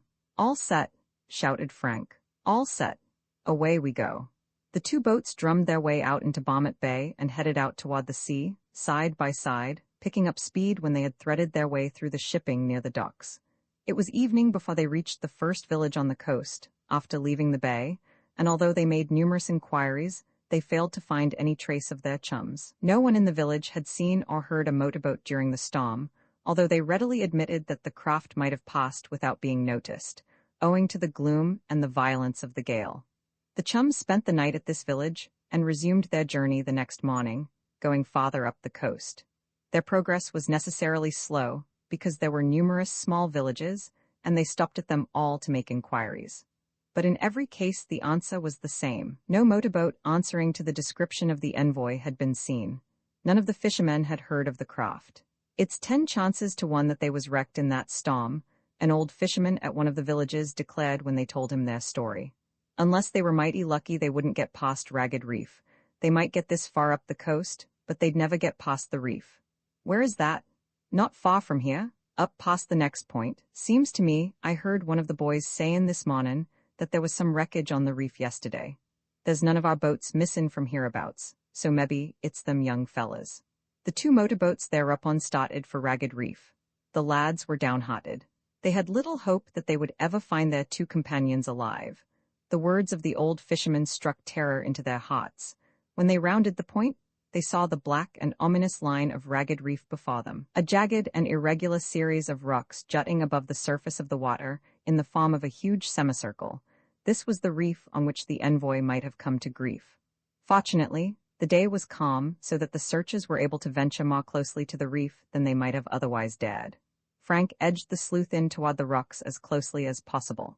Suddenly he gave an exclamation. The fisherman was right. There is wreckage there. He pointed to a few broken fragments of wood that could be discerned against the rocks. Joe picked up the marine glasses and peered at the fragments for some time. It's wreckage of a boat of some kind, he declared gravely, lowering the glasses at last. But whether it's from the envoy or not, I couldn't say. Slim also looked through the glasses. He was able to see more fragments of wreckage farther along the reef. Some boat has been battered to pieces along here. There isn't enough wreckage left to tell whether it was a motorboat or a sailing vessel. He scrutinized the mainland. Nothing there, he announced finally. Not a sign of life, nor wreckage either. It's all on the reef. So interested had the boys been in the fragments of broken wood on the jagged rocks that they had not noticed that the motorboat was edging in closer to the reef. There was a strong current at this point, and, unnoticed by the boys, the boat was being carried irresistibly forward. A warning shout from the lads in the Napoli told them of their danger. Frank had throttled down the engine so that the sleuth had been almost drifting. Now he sprang for the helm, conscious of the peril that had crept so insidiously upon them. The great black rocks of the reef loomed closer. The motorboat seemed to be dragged mercilessly toward its doom. The powerful current had the craft firmly in its grasp. Roman 8 the strange let of the engine rod as Frank Hardy opened the throttle and bore down on the helm of the sleuth.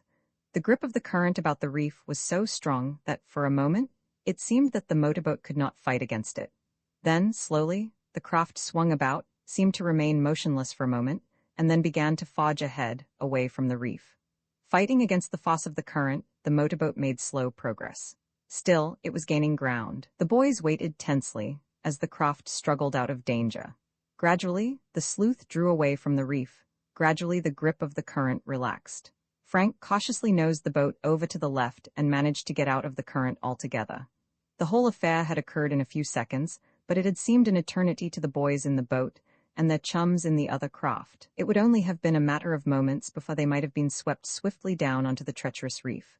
"That'll teach me to watch where I'm going," said Frank, as he sat back and mopped his brow. "There was mighty near a lot more wreckage on that reef," remarked Slim soberly. "The boat wouldn't have lasted long if we'd piled up on those rocks." "I'll say it wouldn't. I think we'd better get away from here. We'll never be able to get close enough to identify that wreckage. Might as well go on up the coast." They drew up alongside the Napoli, and after discussing the narrow escape, they had just had from being cast up on the reef acquainted the other boys with their decision to continue the search. "There's no use trying to get closer to that wreckage," declared Frank. "It's all in small pieces, and we probably wouldn't be able to say whether it was from the envoy or not. If we did reach it, we may as well go on up the coast and keep making inquiries at the other villages." This plan they followed, but to no avail. Their inquiries were fruitless. The envoy, with Chet and Biff, seemed to have vanished into thin air. At none of the fishing villages were they able to find anyone who had seen or heard of the missing motorboat. As for the wreckage on the reef, no one was found who could enlighten them. 2 or 3 fishing boats had been wrecked during the storm, but they had met their fate farther up the coast, and in each case the scene of the wreck was known to the fishermen. "It might have been your friend's boat, and it might have been only some old wreckage washed down the coast by the storm," said one keen-eyed salt. "You'd best give up the search. If they are drowned, and that's all there is to it.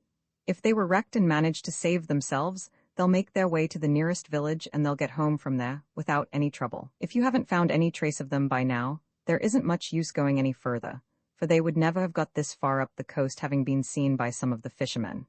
The boys reluctantly agreed that his advice was sound. They turned back for Bayport. When they returned to the city and reported that their quest had been unsuccessful, they were scarcely prepared for the sensation that the news aroused. The Hoopas were frantic with anxiety as their lost hopes were dashed. The Martins were almost stunned. They had hoped against hope that the search would bring them at least some news of the missing boys. The local papers featured the story, and the city was aroused. In every village and town along the coast, to north and south, people were discussing the mysterious disappearance of the motorboat and its human freight. Fishermen were on the lookout for any trace of the craft. The coast guards promised to do all in their power to clear up the mystery. But when 3 days more went by, and there was still not the slightest solution in sight, the opinion became general that the boat had been wrecked in the storm and had gone to the bottom. The 2 boys were given up for lost. The Hardy boys and their chums were gradually forced to the belief that Chet and Biff had perished. Then came an incident that temporarily drove the tragic affair from the minds of Frank and Joe, because it concerned their own home more intimately. Aunt Gertrude had greeted them on their return with a barrage of scathing comment on their disobedience in leaving on the trip in spite of her avowed disapproval, and she expressed the greatest amazement because they had returned alive after all. "You may thank Providence that you got back," she declared in her characteristically brusque fashion. "It was through no skill of your own, I'll be bound. Your poor mother and me were worried to death all the time you were away, gallivanting over the ocean." Aunt Gertrude did not add that Mrs. Hardy's worries had been chiefly occasioned by her aunt's dire predictions of the certain death that awaited the boys on the search. However, her tone was modified somewhat when she realized that they had indeed been hunting for the missing chums, and she made it her business to call on the Hoopas and the Martins to condole with them, for she was a good-hearted soul in her own way, although it is to be feared that her condolences did more to add to the certainty that the boys were drowned than they served to cheer up the sorrowing parents. The 3rd day after the Hardy boys returned, she was sorting over the morning mail, having duly taken charge of every department of the household. "Ha!" she exclaimed, holding a letter up to the light. "Here's a letter addressed to Fenton Hardy. Bad news in it, I'll be bound." Aunt Gertrude could smell bad news a mile away, Frank often said. "Bad news in it, I can tell. I dreamed about haystacks last night." "Haystacks? Whenever I dream about haystacks it means bad news. I never knew it to fail. Open the letter, Laura." "But it isn't addressed to me," objected Mrs. Hardy. "Fiddlesticks, it's addressed to your husband, isn't it? You have as much right to open it as he has." "Ma, it's a wife's duty to help her husband as much as she can and look after his affairs for him. Man and wife are one, aren't they? Open the letter." Mrs. Hardy, with some misgivings, slid open the envelope, and Aunt Gertrude, who was possessed of an insatiable curiosity, immediately seized the letter. "I'll read it for you," she offered. "Fenton Hardy, Bayport," she began. "Dear Sir, we wish to inform you that we have my goodness. What's this? What's this? Gracious me." She lapsed into unintelligible mutterings as she read the rest of the letter to herself, frequently giving vent to exclamations of surprise while her eyes widened with astonishment. Mrs. Hardy and the boys could hardly contain their impatience until at last Aunt Gertrude laid down the letter and peered triumphantly at them over her spectacles. "Didn't I say so?" she demanded stridently. "Didn't I say there was bad news in this letter? Didn't I tell you I dreamed of haystacks last night? Haystacks always mean bad news." She looked at the letter again. although for the life of me I can't imagine what the man means. Kidnapped? She looked up suddenly at the haughty boys and glared at them. You boys haven't been kidnapped lately? No, of course not. What nonsense? Has anyone tried to kidnap you? No, Aunt Gertrude, said Frank, utterly mystified. Then, demanded Aunt Gertrude, pushing the letter across to Mrs. Hardy and folding her arms as though prepared to wait until doomsday for a satisfactory answer. What does this letter mean? Mrs. Hardy picked up the letter and read it aloud, while an expression of amazement crossed her face. Fenton Hardy, Bayport, ran the letter. Dear Sir, we wish to inform you that we are holding your 2 sons in a safe place, and that we will not return them to you, unless you agree to the following conditions. You must pay us the sum of $5,000 as ransom, you must agree to refuse to give evidence in the Asbury Park bank robbery case, and you must further agree to give up your pursuit of our leader, Baldy Turk. These are our conditions. It will do you no good to attempt to find your sons, for we will not hesitate to put them out of the way if you attempt to discover our hiding place. Furthermore, unless you agree to what we ask, it will go hard with them. You may signify your agreement to the terms of this letter by dropping a package containing the money and a signed statement to the effect that you will drop your pursuit of Baldy Turk, and that you will not give evidence against our associates in the robbery case from the 5:15 express from Bayport next Thursday afternoon, as it passes the grade crossing at the North Road. The letter was unsigned. What on earth does it mean? Asked Mrs. Hardy. Frank and Joe looked at one another in astonishment. Frank reached over for the letter and examined it. The strange document was typewritten on an ordinary quality of white paper. The envelope bore the Bayport postmark, indicating that it had been mailed from the city post office early that morning. It must be a practical joke of some kind, said Mrs. Hardy, in perplexity. Practical joke, nothing? Scoffed Aunt Gertrude shrewdly. Did Fenton Hardy go to Chicago after some criminal?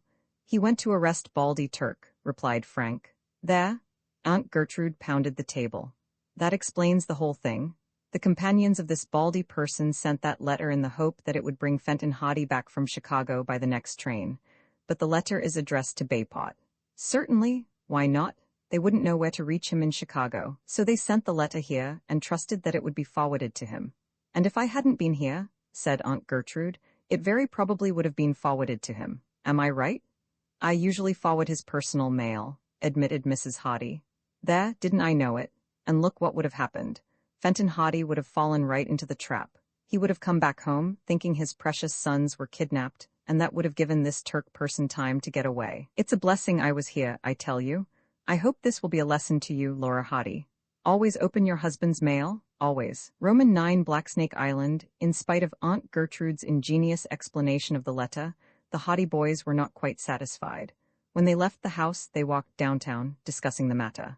Aunt Gertrude may be right, but somehow I think those fellows sent the letter to the house, believing Dad was still there, declared Joe. But if they knew he was at the house, or thought he was at the house, he would know we weren't kidnapped. Yes, that's right, Joe admitted, puzzled. I'm hanged if I can figure it out, but I still think there is more to that letter than Aunt Gertrude imagines. I have that idea myself. You noticed that they were very particular to tell how the ransom money was to be delivered. That was quite an elaborate stunt, to have the money thrown off the train at a grade crossing. That would mean that the crooks could come along in a car, snatch up the package, and be away, without much risk of capture. They'd hardly go to the trouble of outlining all that if they didn't mean something by it. Yes, if the letter was only sent as a blind to bring Dad back to Bayport, you'd hardly think they'd go into all that detail. Still, Frank pointed out, here we are, safe and sound, haven't been kidnapped yet, and nobody has tried to kidnap us.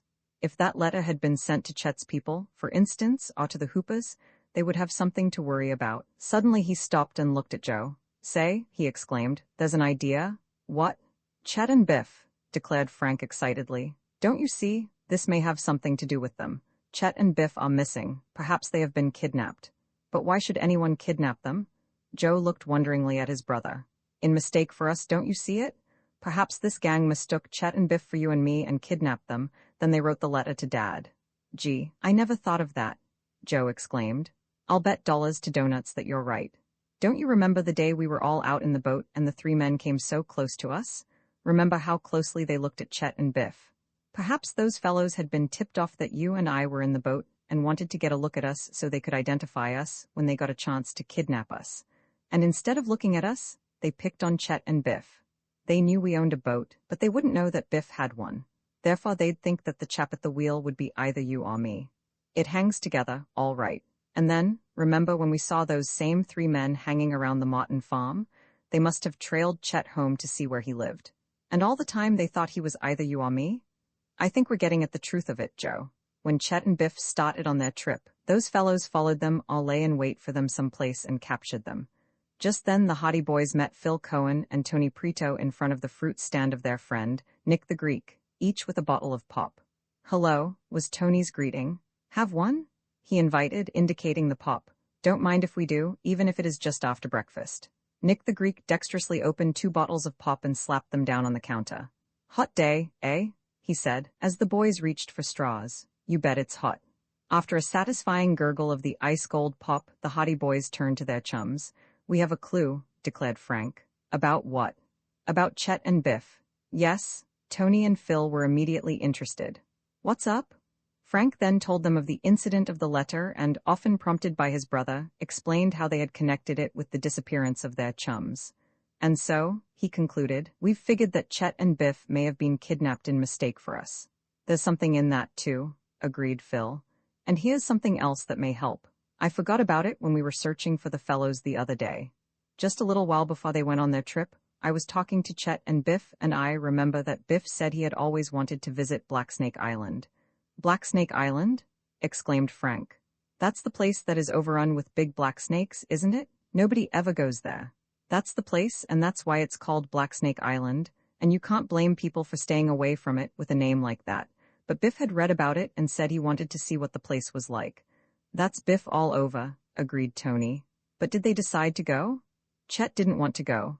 Blacksnake Island is down the coast and Chet wanted to go up the coast." "Sure, that's why we searched up the coast. Because Chet said that was where they were going?" Frank declared. "Well, Biff kept on saying that he wanted to see Blacksnake Island anyway, and while Chet wasn't very much struck with the idea, he might have gone there. Perhaps they went that way after all. I wish we'd known that when we made our first search. They might have started for Blacksnake Island and got captured on the way." Frank drained the last of his bottle of pop. "Say, I'd like to start another search for them and go down the coast in that direction. What do you say?" "I guess I can get away all right," said Tony. "How about you, Phil?" "It's okay with me." "We'll probably find it hard to get away," said Frank doubtfully. "We'll go home and ask Mother anyway. You see, we're supposed to stay around the house now that Dad's away, but Aunt Gertrude is there, and if we can make a getaway without her seeing us, I guess it'll be all right. Look us up if you can make it." "You bet we will. Let's go home now, Joe, and see if we can go." The boys separated and Frank and Joe returned home. They found their mother and Aunt Gertrude still discussing the letter. "It's absolute foolishness, Laura Hottie, that's all it is," Aunt Gertrude declared. "You'll just scare the man out of his wits and he'll be back here on the first train." "Well, I've sent the message, and at least I'll know where he is. I haven't had any word from Fenton since he left, and it's been making me nervous." "Fiddlesticks, the man is too busy to write. It isn't like him not to drop a line every 2 or 3 days. He is usually very particular about it. He always sends me a note at least twice a week while he's away."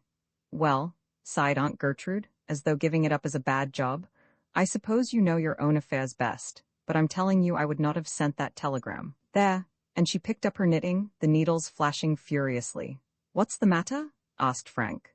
"Little boys should be seen and not heard," grunted Aunt Gertrude, glaring at him over the tops of her spectacles. "I sent a telegram to your father, telling him about the letter," their mother explained. "I think he should know about it, and besides, I've been worrying because he hasn't written." "Where did you address the telegram?" "He gave me 2 addresses where I would be sure to find him in Chicago," said Mrs. Hottie. "He gave me the name of the hotel he would be staying at, and he also said that police headquarters would reach him. I sent the same telegram to each place so I'd be sure to get him."